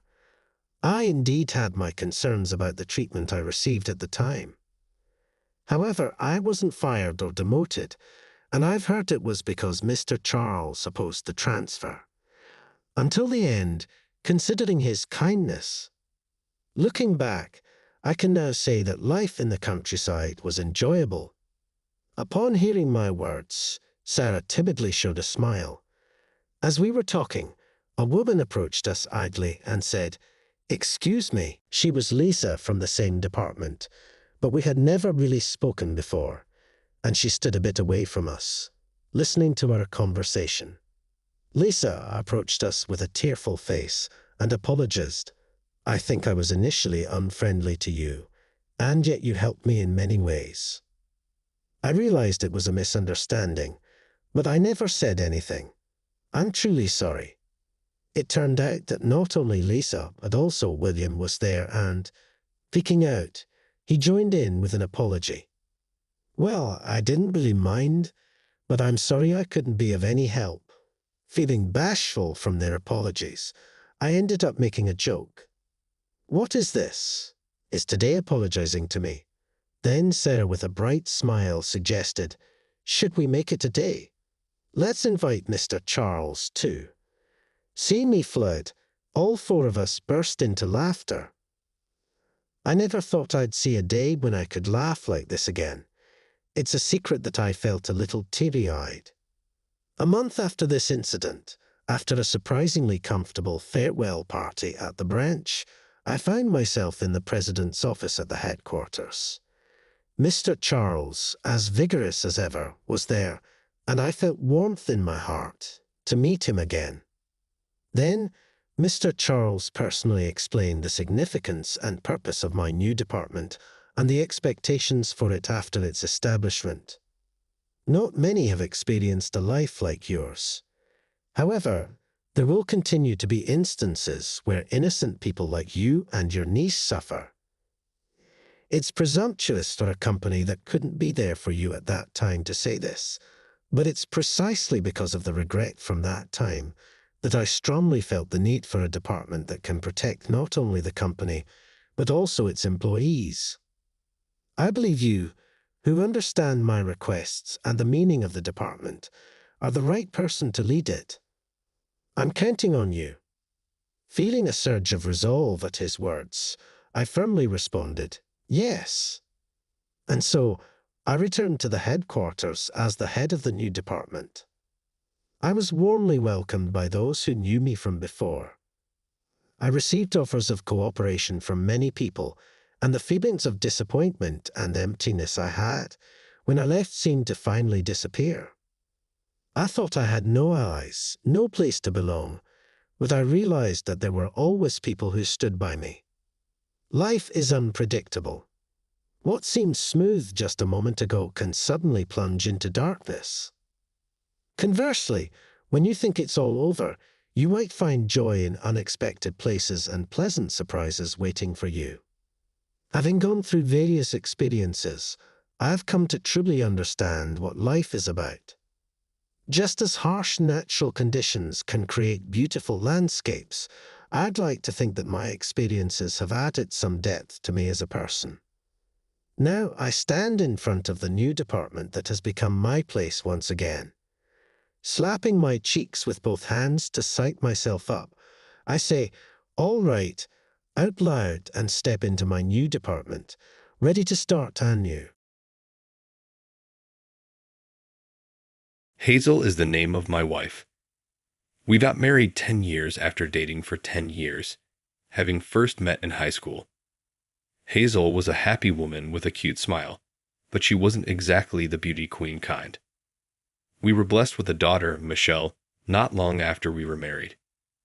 My wife was a loving person who had always given me encouragement. Hazel was working part-time at the time and taking care of our child and my mom, who was living with us, as she battled cancer. Though I hoped she wouldn't put in too much overtime, she kept working to support our family's budget. She would leave my mom with a visiting nurse, drop Michelle off at daycare, and go to work. She would constantly say, "It's better to eat healthy," and she would go food shopping to prepare home-cooked meals, regardless of how exhausted she was. On my days off, I pitched in around the house and, if feasible, drove my mom to her doctor's appointments. My mother passed away after 3 years of this life. Following the burial, Hazel vanished out of nowhere. We had just begun to settle down at this point. A letter that she had left behind. The letter expressed regret. "Divorce is what I want. Don't look for me, please." All she took with her was the bare minimum. I had no idea why she had left. My mind could not comprehend what had occurred so abruptly. When I immediately contacted her cell, all I got was a message stating that the number was out of service. Is that possible? Had she absconded with someone? Though I couldn't imagine she would have an affair, the thought did enter my mind. As usual, Hazel remarked, "I will always love you and Michelle," the night before she vanished. I was completely taken aback by her abrupt disappearance. I would have wanted to talk to her about it if there was something that was so serious that she wanted a divorce. It was unbelievable to me that a single letter would be the end of it all. I felt a wave of frustration go over me. I pondered whether there was something about me that didn't satisfy her. Admittedly, I didn't appreciate her commitment. She was always there smiling, so I never really thought she might be having problems or had a change of heart. There was so much regret. I believe I cried until my eyes dried out. We've been waiting for Hazel to return ever since, but she never did. I tried phoning all of her pals, but nobody had any idea of her location. Hazel mentioned that she had a sister who was living overseas, but they hadn't seen one another in a while. Nor did I have her contact information. She had no family left because her parents had died when she was a little child. Nobody was there for support. What happened to her on Earth? Why did she walk away? I was finding it harder and harder to decipher what Hazel was thinking. Still, I never went through with a divorce because I wanted to have faith in her. I've been parenting Michelle by myself ever since. Not to boast, but she turned out to be a nice kid who never went rebellious. Michelle is an excellent chef. Her scrambled eggs are delectable for breakfast. It tasted a little like the scrambled eggs my wife used to prepare, but in a soothing way. Michelle started to look more and more like Hazel as she developed. Her casual mannerisms, her wide-open lips in moments of surprise, and her smile, which was concealed by her narrowed eyes, were all reminiscent of Hazel from her school days. It makes me think of her, and seeing my kid made me feel as though my heart would break. Michelle approaches me with a broad smile and says, "Get over your sadness, Dad. Go ahead, smile." Her face reminded me so much of Hazel's, and it made me feel really sad. Michelle was the one reason I had to survive. I doubt I could have gotten over the shock without her. Michelle completed her middle and high school education at neighborhood schools. Instead of attending college, she entered the workforce. She may have given up on college because she didn't want to bother me, but she is a gentle person. I never made it up the corporate ladder as a low-paid salaried worker who wasn't very competent at his job. I'm still a normal employee. Considering how hard my daughter is working, it's very pitiful. Michelle continued to live with me even after she started a career and moved out on her own. "You can live your life the way you want," I would always tell her. She would, however, chuckle and declare, "I am living the way I want to. Besides, if I went, you couldn't cook, would you, Dad? I can't just up and move out on my own." The fact that she decided to stick by my side made me very happy. However, Michelle will eventually meet and marry a beautiful man. I get sad occasionally, even if it's still in the future.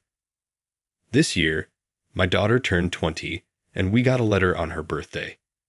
It was addressed to Michelle and me and came in a sweet flowery envelope. I noticed that Hazel's name was scribbled there when I looked at who it was from. I stood there stunned as Michelle emerged from behind me. "Mom," muttered she. When we opened the mail, we discovered a note written in Hazel's recognizable penmanship. Without a doubt, Hazel wrote it. Her writing is exquisite and feminine. We carefully reviewed the letter. "I apologize for leaving you so quickly. I bet you're mad at me for being so self-centered. Considering how much you two must have worried and endured, I am overcome with regret." Tears ran down Michelle's face and mine as we read. "There's something I want to give to you both," the letter said. "Please go visit Claire. It's with her." Hazel's twin sister is Claire. Years had passed since she moved overseas, and Hazel claimed she hadn't heard from her. But the letter had Claire's contact details. Claire answered the phone when I called, seeming both relieved and a little dejected. "I'm happy you got in touch with me," she said. In her letter, Hazel mentioned that she has something to offer us. I inquired, "Now, where is she?" Claire said simply, "Let's get together and talk."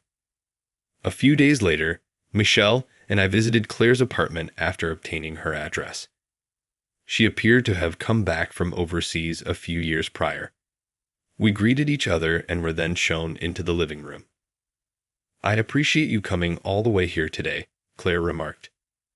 She said, glancing at Michelle, "You've come a long way. You resemble my sister exactly." My heart nearly broke at what she said. "Where is Hazel?" I asked. "We'd like to see her." "I'll take you to her," murmured Claire, casting a downward glance. "When we arrive, I'll go over everything." We arrived to a major hospital after she drove us for around an hour. I ignored it and thought, ***, what does this mean? Is Mom ill?" Our brains were racing. Claire told us that Hazel had early onset dementia, her face sad. Hazel couldn't bring herself to inform us that physicians had recommended she be admitted to the hospital and undergo rehabilitation. She didn't want to be a burden to us or for us to see her progressively lose sight of her own family, which is why she left home. The truth, she reasoned, would only make me more anxious. Hazel chose to leave us for that reason, which is why she was admitted to the hospital. The only one who knew about it was Claire. When I learned that Hazel's illness had gotten so bad that she had lost the ability to recognize even Claire, I immediately started crying. Michelle was also in tears. It appears that on Michelle's 20th birthday, Hazel begged Claire to deliver the letter before she forgot about her family. Claire produced a ring and a necklace from a tiny jewelry box she had taken out of her purse. Claire said, "She asked me to give these to you too." Hazel had always loved this necklace, and it was a gem. When we went on our first date as students, It was the first item I bought for her. What about the ring? Our wedding ring was in it. With my pay, I was unable to purchase anything luxurious, but Hazel had shed many happy tears and exclaimed, "Thank you, thank you." "And this one too," Claire said, passing us a letter. It was full of memories from a vacation we did as a family, including the time I fell over in another amusement park and made a fool of myself, and the time we went to an amusement park where Michelle got too excited and hurt herself. While she still recalled, Hazel jotted down these memories. When Michelle turned 20, she asked me to bring this letter, the necklace, and the ring. Claire clarified that Hazel had given Claire, her sister, her sentiments and wishes. Claire blurted out, "I really wanted to contact you sooner, but I couldn't break the promise I made with my sister." She was crying. "No, Claire, you have my gratitude." "Claire, thank you for protecting Hazel's sentiments," I said. "Thank you," Michelle added in appreciation. So it was that we were able to see Hazel again after 10 years. Claire opened the hospital room door and saw an elderly Hazel with gray splotches in her hair. "Hey, hi there. I take it you're from the room next door. And who could this charming lady in Guy be? Good to meet you." I had considered what I would say to my wife if we crossed paths again. It was something I had been considering for decades. However, I was unable to say anything when it was finally time to look her in the eye. In addition, I had never thought it was circumstance like this. My chest constricted and tears started to flow as soon as our eyes locked. "Oh no, why are you crying all the time? Has anything depressing occurred?" Hazel gave us a troubled expression. "No, we came to clean the hospital today, and I guess the disinfectant got in my eyes," I lied clumsily. "Ah, I see. Take care," she retorted. Michelle caressed my back as we left the room, her crimson eyes pleading, "Smile, Dad, smile." My biggest ally has always been Hazel. She was the one who loved me the most. And yet, I had seen no signs of her suffering. I felt stupid for not seeing that. Michelle said to me, "Even though Mom may have forgotten about us, the memories we shared as a family will always be treasured." For her, I believe it's the same. Though her heart remembers, her head may forget. From now on, let's provide Mom as much help as we can. Yeah, you're right. Feeling incredibly proud of my amazing daughter, I broke down in tears once more. Neither the memory Hazel has forgotten nor the time we spent apart can be recovered. However, I want to support her as much as I can and be there for her if it helps her in any way. Michelle and I went to see Hazel whenever we could starting the following day. We discussed everything and anything, including everyday matters, with her. Chatting really activates the brain, doesn't it? Hazel asked, appearing to get excited. Our old family pictures were on the shelf in her hospital room. Isn't this picture amazing? It evokes such sentimental memories. I experience the same thing when we communicate. Very reassuring, Hazel remarked, grinning at Michelle and myself. Michelle and I grinned back at Hazel, saying, "We feel the same way," and we all laughed as a family. I had been yearning for these days so long, to be with my wife and daughter. Our relationship as a priceless family will never alter, even if she forgets. I want to stand at her side indefinitely. Are you being lazy here? Are you truly interested in losing your job? When I was eventually employed by the company after a difficult job hunt, I was met with the icy stare of Jessica, the president's gorgeous daughter. "If you can't do the job, come with me." I was taken to a location where the company was on the brink of collapse. I was involved in an incident there. I recognized the offender's face. I applied my unique talent to assist Jessica during her time of need. I had no idea how it might alter our relationship. Jessica was cold, so I was surprised when she abruptly changed her mind and came closer to me. "Hey, can you stay with me tonight?" That is incorrect. Haven't I said the same thing to you before? When Lisa, a senior employee, pointed out errors in my documentation, I lowered my head in humility. I apologize. I'll take care of it immediately. To be honest, I had no idea what was wrong. It's important in these situations to own up to your mistakes and offer an apology right away, but she saw through it as well. Chris, you think just apologizing is enough, don't you? I'm sorry. You see, you can't do the job because of this. This time, pay close attention. Write it this way. One of Lisa's distinguishing characteristics is her bluntness. She even referred to me as useless in front of me once. In fact, though, I value her candor. It's preferable to being abruptly and unexpectedly abandoned one day. I'm 25 years old, and my name is Chris. I currently work as a clerk at Anderson Travel, a small travel firm. It has been 2 months and 13 days since I began working here. My prior employment was in a completely different industry than a travel agency. But here I am, because I was so desperate at the time. Chris, why did you choose our company? Oh, well, what do you think are your strengths and weaknesses? Strengths? I apologize, but I'm not sure. That's enough. This is how my job search has always been. My poor communication skills have caused me to flunk interviews at numerous companies. Ultimately, I was only employed by Anderson Travel. I applied for every job I could find because I couldn't afford to be selective, and I eventually found a job in a travel agency. However, I was immediately threatened with unemployment once more after I joined. As they hired someone like you, maybe I should start preparing to jump ship too. Jump ship. Job hunting is a competition to determine if the company will file for bankruptcy first or if every employee will quit first.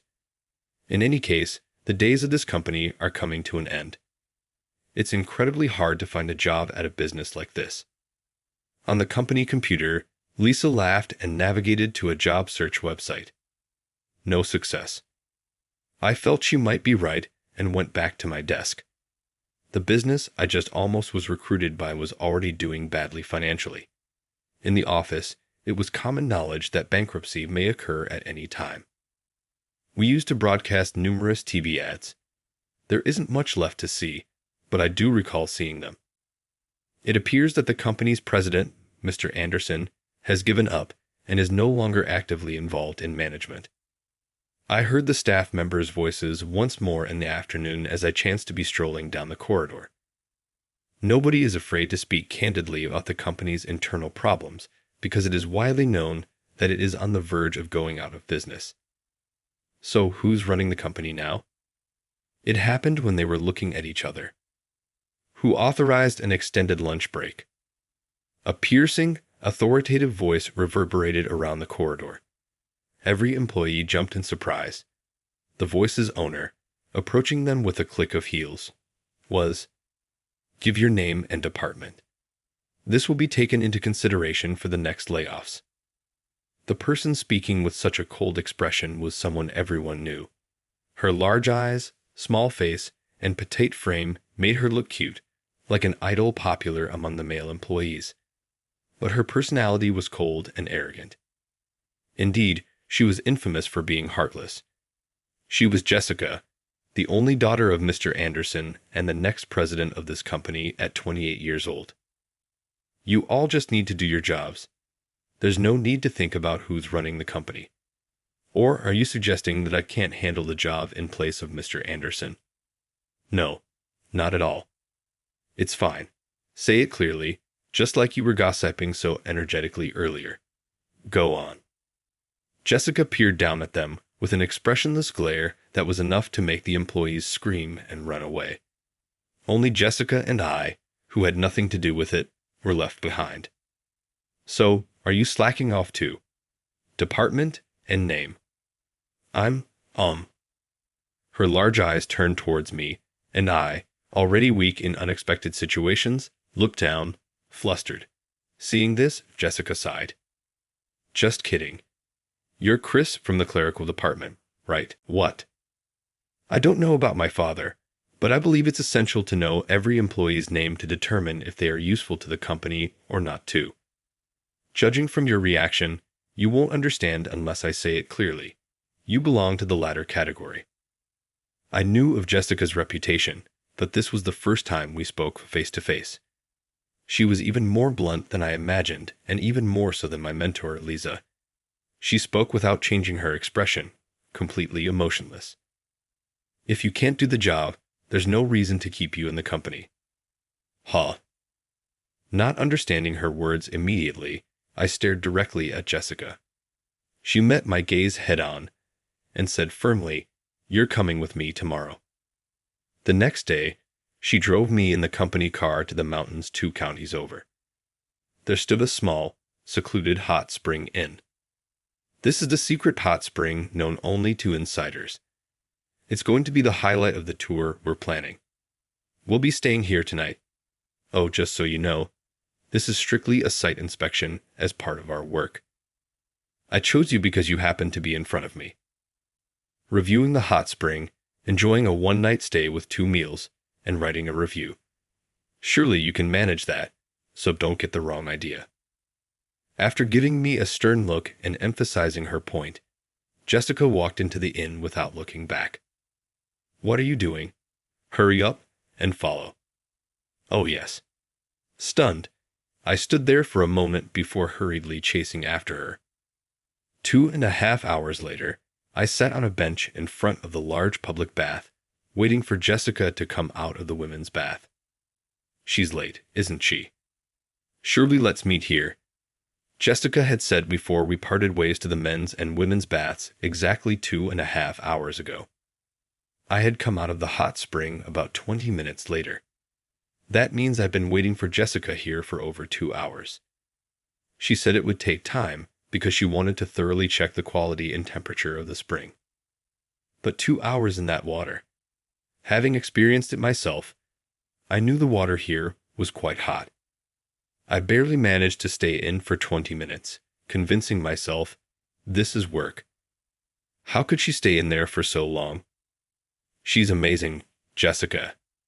No, wait, could it be? Could she have gotten sick inside and be unable to get out?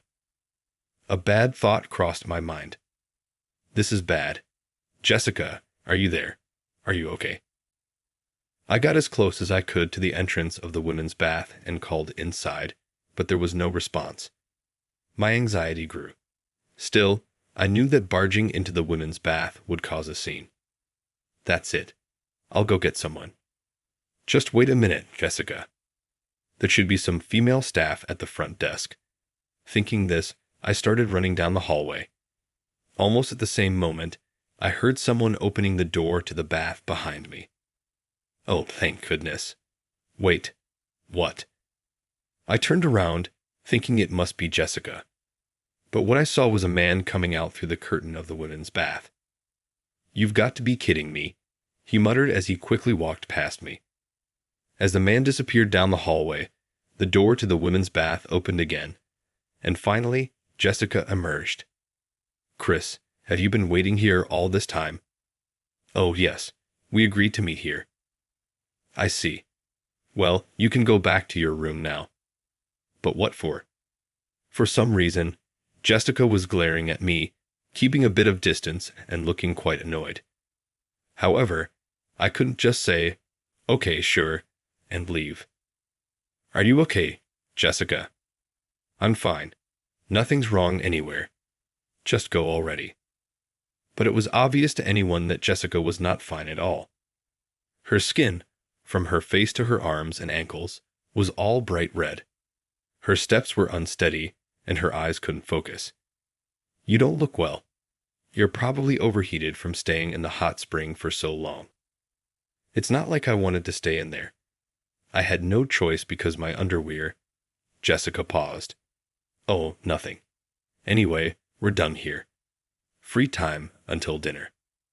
Without thinking, I reached out as Jessica swayed heavily, collapsing into my arms. Pot.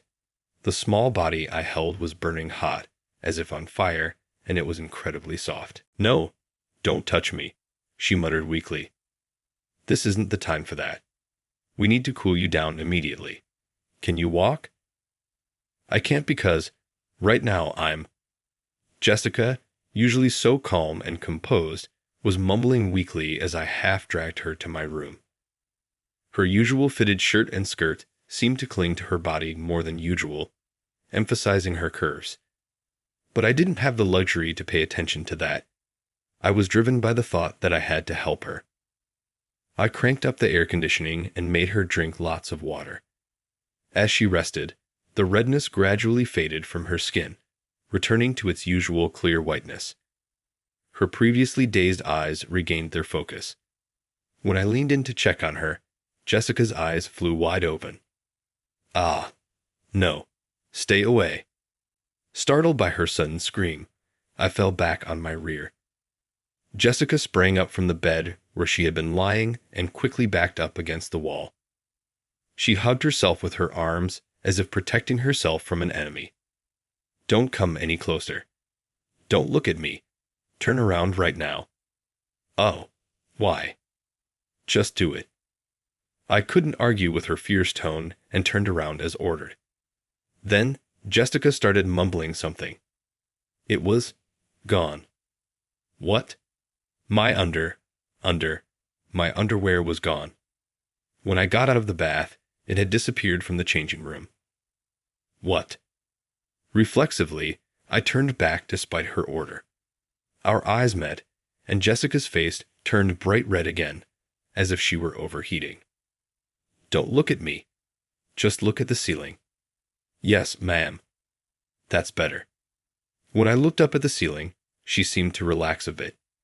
She let out a long sigh and finally explained why she had been in the bath for so long. The water was hotter than I expected, so I decided to get out fairly early. But then I realized my underwear was gone from the basket in the changing room. No matter how many times I checked, it was nowhere to be found, so I couldn't leave. But it was too cold to stay in the changing room, so I kept going back and forth between the bath and the changing room until I started feeling ill. Basically, that's why I'm not wearing any underwear right now. She confessed the shocking truth with a strained voice. "You can look now. Your neck must be tired," she said. Even so, after hearing her confession, I couldn't bring myself to look at her. Still staring at the ceiling, I asked about something that had been on my mind. "So when you say your underwear was gone, you mean it was stolen?" "I don't know. But there weren't any other guests besides me, so it's unlikely someone took it by mistake. I hate to think about it, but there's a possibility that there's an underwear thief in this inn," Jessica muttered bitterly. Hearing this, a memory suddenly came back into my mind. "Ah. What is it?" "Well, it was strange to see a man coming out of the women's bath." "What do you mean, Chris?" Jessica cornered me with questions, so I revealed it. I told her about the man I saw coming out of the women's bath just before she emerged. Jessica's eyes widened, and she pressed closer to me. "What did that man look like?" "He must be the underwear thief." "Think hard and remember. What did he look like? Even the smallest detail, please try to remember." As she shook my shoulders, I tried to recall the man's face. I grabbed the pen and notepad on the table and quickly sketched what I remembered. This is what he looked like. The moment I held up the notepad, Jessica gasped. "What?" She took the notepad with trembling hands and exclaimed in shock. "Chris, I didn't know you could draw so well." "Well, it's about the only thing I'm good at." "No, it's not just a talent. This is incredible. The wrinkles around his eyes, his teeth. It's like a photo." I had always been good at drawing. Many people had said my drawings were photo-like, but I had my reasons for not taking those words as compliments. And this outfit, isn't that the inn staff uniform? Oh, now that you mention it. Realizing this, I grabbed the notepad and headed to the front desk to explain the situation. As a result, the culprit who stole Jessica's underwear was identified. Indeed, it was a male employee of the inn. He had snuck into the women's bath to commit the theft, but couldn't leave because I had been waiting outside the bathhouse. He confessed to the manager that he had been the one stealing underwear repeatedly. The police were called immediately, and the inn became a bit chaotic. We are truly deeply sorry. After the male employee was taken away by the police, the inn president, accompanied by the head of the guest services department, profusely apologized to Jessica. They also offered to waive the entire cost of our stay as a sign of apology. And of course, we will provide the best service possible for the rest of your stay. Are you asking us to overlook this? No, that's not our intention. Then no, thank you. Let's go, Chris. Jessica curtly rejected their offer, looking like she had regained her usual composure. She walked straight toward the entrance without looking back. I hurriedly followed her, and we left the inn together. Maybe I did something wasteful. We had a chance to stay for free, Jessica murmured while driving down the mountain road. A slight smile appeared on her face for a moment. It was the first time I had seen her smile. It's a pity for you too, Chris. The food there is reputed to be delicious. No, I'm glad about your legs. After we left the inn, it seemed like your shaking stopped. When I said that, Jessica's mouth fell open in surprise, as if she had just realized her legs had been trembling. You really observe things, don't you? With that drawing and all, I have to admit, I'm impressed. Thanks, but it's the only thing I'm good at. Don't say that. With your drawing skills, you could succeed in that field. Why did you decide to work in the travel industry? Well, it's a long story. I see. Everyone has their reasons. I used to be lauded as the president's daughter and the future president, but now I'm living in near poverty. Speaking more casually than usual and with a softer expression, Jessica talked a lot. It was a side of her that probably no one at the company knew, and I realized she was deliberately putting on a cheerful facade. When we arrived at the hotel in town, Jessica said, "It's late, so let's stay here tonight. Is that okay?" Understood. I'll check if they have 2 single rooms available. Just as I was about to get out of the car, Jessica suddenly called out to me, "Wait." Huh. Not a single. A twin room. A twin room. After everything that happened, I'm still scared. Look, I'm shaking again. So please, Chris, just for tonight, stay with me. Her large eyes filled with tears as she looked straight at me. My heart skipped a beat, and I couldn't refuse her request. Can you draw me? Jessica asked as she relaxed a bit on the bed. Draw you? Is that a problem? Not a problem. It's just, I'm not good at drawing people. You're so good at it. Please, I want to know how I look through your eyes, Chris. Well, it wasn't that I wasn't good at it. It was more that I didn't want to, especially if the model was Jessica. My style couldn't capture her charm. But all right, I picked up the notepad from the side table and began to draw. After about 3 minutes, I stopped and handed the notepad to Jessica with a stiff expression. Here you are. Wow. Is this me? Her eyes sparkled as she stared at the drawing intently. I had drawn her smile from the car. It was the most memorable expression I had seen that day, but I wasn't satisfied with the piece at all. That's not my drawing. Huh. What are you talking about, Chris? I just saw you draw it. Jessica tilted her head in confusion, but her next words hit me hard. But it's true. This drawing feels different from the one earlier. The one earlier was almost like a photo, but this one feels softer and kinder. Ah, she had hit the mark. I had intentionally changed my style, and Jessica had noticed. I mimicked someone else's style for this. It's not my drawing, is it? Maybe this person. Jessica sat up and took her phone out of her bag. She turned it on and showed me the screen. Displayed on it was an artist's painting. This was for us a long time ago. It's my father, my mother, and me as a little girl. Isn't it beautiful? Yes, I was captivated by the perfection of the painting, the 3 of them facing each other, laughing joyfully. A moment of family togetherness, captured in delicate, intricate watercolors so soft and gentle that it made anyone who saw it smile. This painting always kept my family together. No matter how bad our fights were, just looking at this painting would bring back gentle feelings. We faced many crises, but this painting kept us from falling apart. Now, I keep it as my phone's wallpaper, and it comforts me whenever I'm going through tough times. Chris, the way you drew me looks a lot like the way I'm smiling in this painting. Did you learn to draw from this artist by any chance? No, that person never taught me to draw. In fact, I hardly remember talking to him because he never showed any interest in his own son.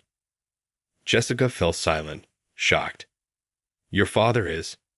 Yes, I'm the son of the artist. Robert. Robert? The watercolor maestro. He's known by everyone.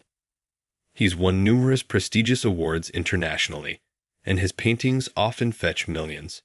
Such a great man. But as a father, he was far from great. His delicate, gentle artistic style was the exact opposite of his stern, often harsh demeanor.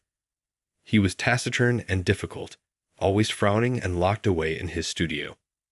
He never took care of me, never took me out to play, and I don't even remember him smiling at me as a child. I often felt sad thinking my father loved his paintings more than he loved me, and yet, in the end, I followed in my father's footsteps. Did you love drawing?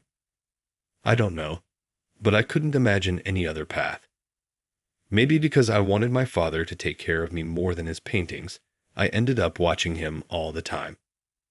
Naturally, I decided I wanted to draw for a living, and after graduating from art school, I got a job as an illustrator.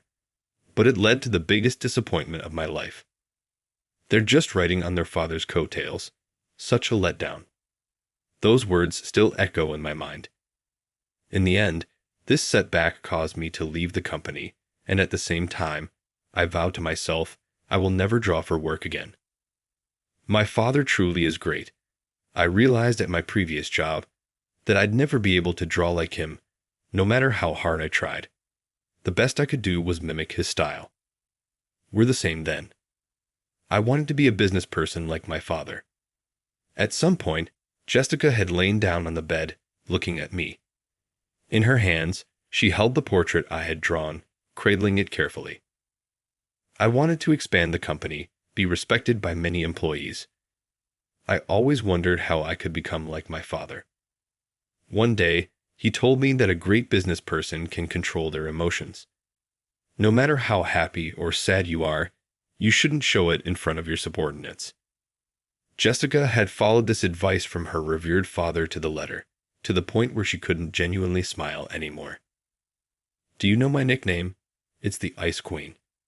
They say I'm always expressionless, never showing what I'm thinking, and it scares people. Instead of being respected, I'm kept at a distance. And my manager isn't going well. I've been so frustrated, I ended up taking it out on everyone around me. I'll never be like my father. She crumpled her face into a bitter smile. Then, she held up my drawing. I love your drawing, Chris. It encourages me. It makes me feel like I can still smile, like this. As she spoke, Jessica changed her expression. She lifted the corners of her mouth and narrowed her eyes, mimicking the smile in the drawing. Her smile was awkward but kind. Do you really see me like this, Chris? My heart started pounding, and my face grew hot. Yes, I think you're beautiful. You should smile more often. Really? She looked at me with wide eyes, surprised by my answer. That's not really an answer, Jessica said with a soft laugh. Her first genuine laugh.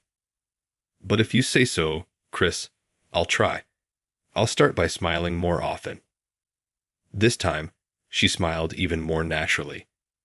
Then, she yawned widely and, still smiling, closed her eyes. I'll go to sleep now. Good night, Chris. Yes, good night. I dimmed the lights and lay down on my bed. But that night, I couldn't sleep at all. Every time I closed my eyes, I saw Jessica's gentle smile. After that night, Jessica began to change. She started smiling more at the office and proactively communicating with the employees. At first, the employees were confused, but they gradually accepted her new expressive self. A sense of unity grew within the company, with everyone determined to overcome the business crisis together. And there were other changes as well. Chris, did you see the response? This time is amazing. You're our company's savior. Ahaha, thanks. I responded with a wry smile to the praises from those around me. Recently, I had transferred from the administrative department to the advertising department. This was at Jessica's strong recommendation. She had bowed deeply, asking me to save the company from bankruptcy. Chris, your drawings always catch attention. I know what happened at your previous job, but I still want to ask you. Please, this is my plea. With such earnestness, I couldn't refuse. Breaking my vow to never draw for work again, I took on the task of designing the brochure. As a result, Jessica's prediction was spot on. The brochures I designed generated a huge response, especially on social media. This significantly boosted the company's visibility, leading to many inquiries and numerous tour bookings. For the first time since the company began to falter, there were signs of an improvement in the business. Thank you so much, Chris. It's all thanks to you. Jessica, now able to smile naturally, came to the office to express her gratitude. Her bright smile filled me with a warm feeling, a feeling I recognized as happiness. Jessica was happy because of my drawing. Acknowledging this happiness, I also felt a complex mix of emotions. It's not because of me, ha. Jessica must have realized it too. I was deliberately drawing in my father's style, and another reason for the attention was that the brochure was designed by the son of the famous artist, Robert. You're just copying scenes. That's not what I call art. My father had once criticized my drawing. In essence, he told me I had no talent. And here I was, mimicking my father's style again, thinking I really am just a second-rate imitation. Without my father's legacy, I wouldn't have been able to make Jessica smile. The more praise I received, the more I lost confidence as an artist. Then one day, an unexpected visitor came to see Jessica. Listen, if our company's designer handles it, it's guaranteed to go viral. Why not give it a try? Hearing the voice from outside the reception room, a chill ran down my spine. No way. Feeling a bad premonition, I couldn't help but press my ear against the door. Then I heard Jessica's firm voice resonate. I've said it many times, but no, thank you. I don't know anyone more talented than him. If he is as excellent as you say, why not use him at your own company? She was smiling, but I could tell she was definitely angry. Even through the door, I could imagine Jessica's demeanor vividly. As I hesitated with my hand on the doorknob, the door opened from inside. Sorry to bother you when you're busy, Chris. This gentleman says he knows you. Could you confirm? I stepped into the reception room and lifted my gaze. That's when I realized my bad feeling was right. Of course, it was Kevin. Hey, Chris. It seems like you're doing pretty well, but it's all thanks to your father. You're still riding on his coattails. The man grinned at me with an obnoxious smile. It was Kevin, a former colleague from the design company where I worked. He was in the sales department, and the one who had cemented my downfall back then. I was struggling with my work, even though I was hired as an illustrator. Every time I was given a task, my boss, Eric, would reject it. The reason was always my father. Your realistic drawings are excellent, but our clients want warmer illustrations like your father's, for example. Yes, everyone at the office knew that my father was a world-renowned artist. Even if they didn't say it outright, they all expected me to draw like him. The gentle and warm illustrations like my father's, which I struggled with. Those expectations gradually pushed me to the edge, and Kevin had noticed my struggle. Hey, Daddy's boy, is it true you got the job because of your father's connections? From a certain point, Kevin began to persistently pick on me. Daddy's coattails. A huge disappointment. The only failure of the great Robert. Every time we crossed paths, he would throw those words at me. Eventually, I lost confidence in the one thing I thought I was good at, drawing. My spirit completely broke, and I left the company as if running away. I saw the brochure. Jessica, it's just a ripoff of Robert's work. He's only getting away with it because he's his son. But eventually, complaints will come in. You should change the person in charge before that happens. Replace him with someone truly talented, not just writing on their father's fame. Kevin was always good at hitting where it hurt. My father, who was indifferent to his child, but strict about art, must be furious right now, knowing that I've been imitating his style without permission. I started feeling that way. I worried that I was causing trouble for Jessica, who was working hard to protect the company. He might be right, Chris, as I lowered my gaze, Kevin, anticipating this moment, spread his documents on the table. Here are some designers I highly recommend. They do honest work. Kevin eagerly introduced his company's designers, but Jessica interrupted him. No, thank you. I have no intention of changing the person in charge. What, you think his drawings are plagiarized?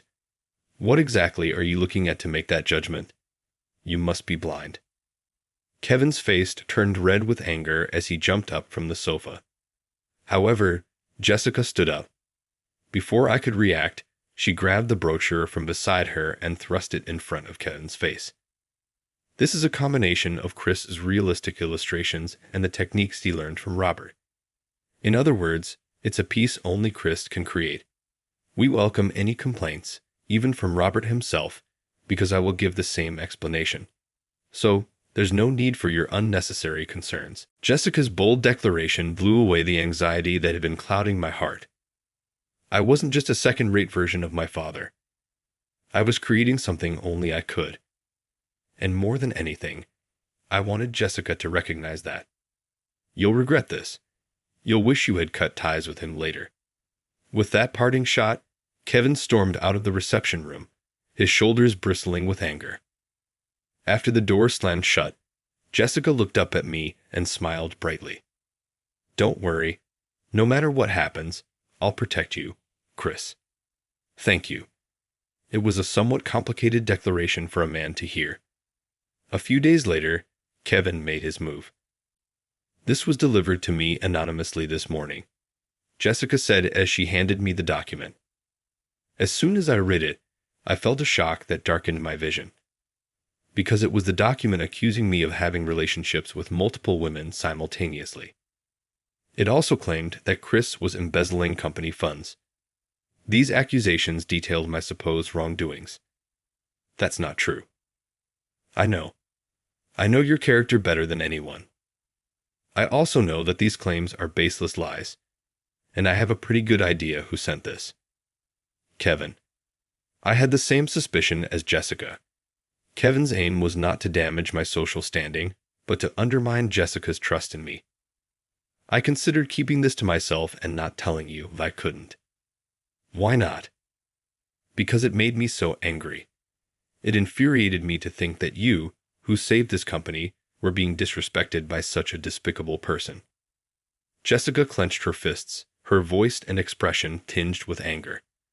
At the same time, I saw tears welling up in her eyes, and I knew exactly what I needed to do. Let's fight back, Jessica. Chris, actually, I was thinking the same. But how? I have an idea. An eye for an eye. Jessica tilted her head in confusion at my words. The next day, I placed something I had prepared overnight in front of Jessica. Is this a photo? If it looks like a photo, then our plan is almost successful. We should send this photo to Kevin's company. Wait, this is a drawing. Jessica's surprise was understandable. What I had prepared was a drawing that I had painstakingly made to look as close to a photograph as possible, using all my skills.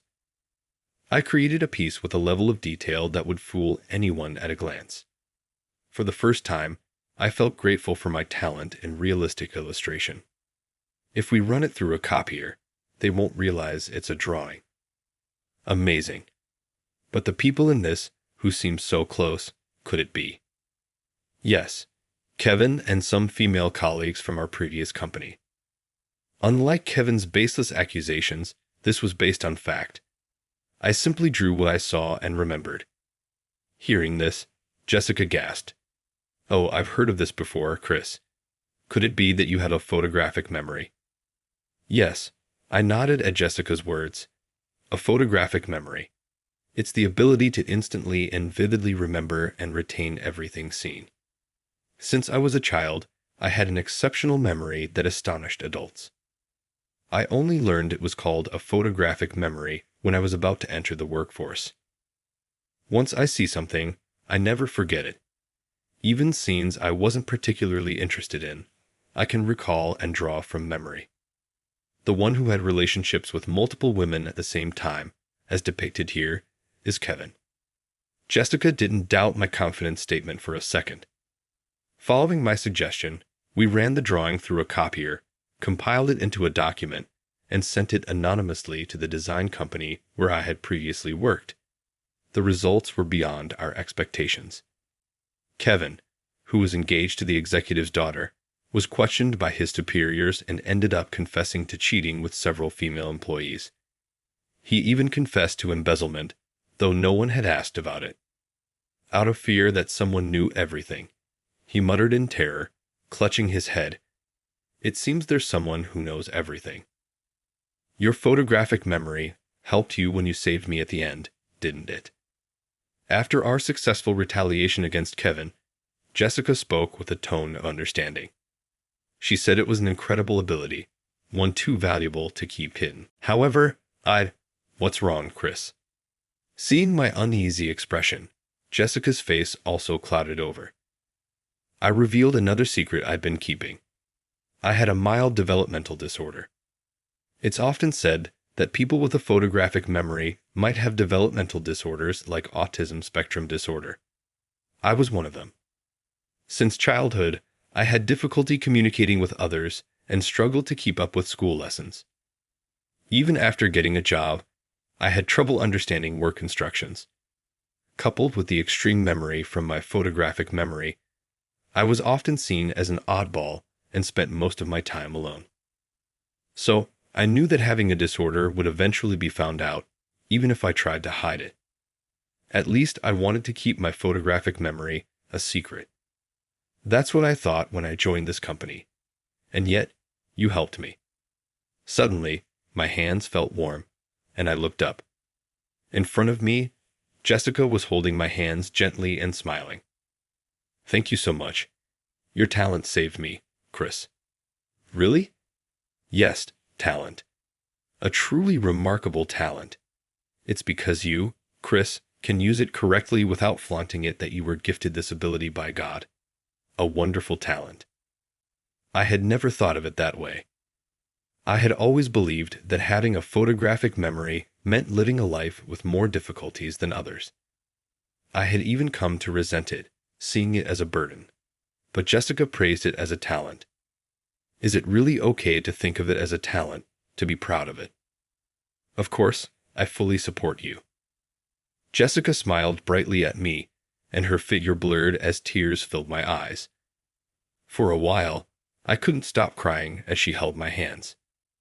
After that, Kevin, who had confessed to various misdeeds, had his engagement called off and was fired from the company. Incidentally, I also learned the reason why he had driven me out of the company. It was jealousy. He was supposed to be in the spotlight as an elite graduate from a prestigious university, but he was annoyed that I, the son of a famous artist, received more attention than he did. Now, rumors about him have spread throughout the industry, making it extremely difficult for Kevin to find a new job. I continue to be heavily involved in designing the brochures, further increasing the company's visibility. With the hard work of Jessica and my colleagues, the company is now stable and profitable. Jessica, who had tirelessly protected the company, officially took over as president. Under the leadership of the new, capable president, the company is expected to continue growing. And today, I'm facing a momentous occasion. It's quite a turnout. A voice called from behind me, making me turn around. There stood my father, someone I half expected wouldn't come. "Dad, you came." "I finished my work for now," he replied gruffly, folding the invitation I had sent him. Today was the day of my first solo exhibition. Through persistent work, I had gained recognition as an illustrator named Chris, not just as Robert's son. Finally, I had been invited by an art gallery to hold my own exhibition. It's late, but I'm sorry for imitating your style without permission. Thanks to my father's presence, I was able to confess what had been weighing on my mind. His response was just one word: good work. That one word was enough. In fact, I had already learned from my mother about his true feelings. My father had always struggled with social interactions, and after learning about my developmental disorder, he didn't know how to relate to me and became more withdrawn. He had tried to connect with me through our shared love of drawing, but ended up saying things that sounded like he was dismissing my work, which he regretted later. He had even secretly collected all the brochures I had designed in his studio. This is Chris's own work. I see my father murmured to himself as he looked at my drawings. For some reason, his profile looked happy. I felt the long-standing tension between us dissolve at that moment. I heard a voice calling my name, Chris. A woman hurried towards me from a distance. It was Jessica, who had come despite her busy schedule as president. Sorry for being late. Congratulations. Thank you. Is everything okay at work? I'll worry about that when I get back. Jessica's bright smile made me smile as well. When I turned to introduce her to my father, I was taken aback. Please take good care of my son, my father said, bowing deeply to Jessica. Dad. As a colleague, of course. Yes, I will, Jessica stammered, her face turning red. Jessica, for some reason, looked adorably cute with her blushing face. I, who never forget a single detail once seen, thought for the first time, I want to remember this moment forever. Years later, Jessica sometimes looks back with a nostalgic smile. She says that the misunderstanding back then actually helped her muster the courage to confess. Thanks to your father, I was able to confess to you, Chris, so let's continue to take care of each other forever. A gentle smile graced Jessica's face, and the ring I had just given her glistened on her finger. Smiling back, I replied, likewise, and held the love of my life in my arms.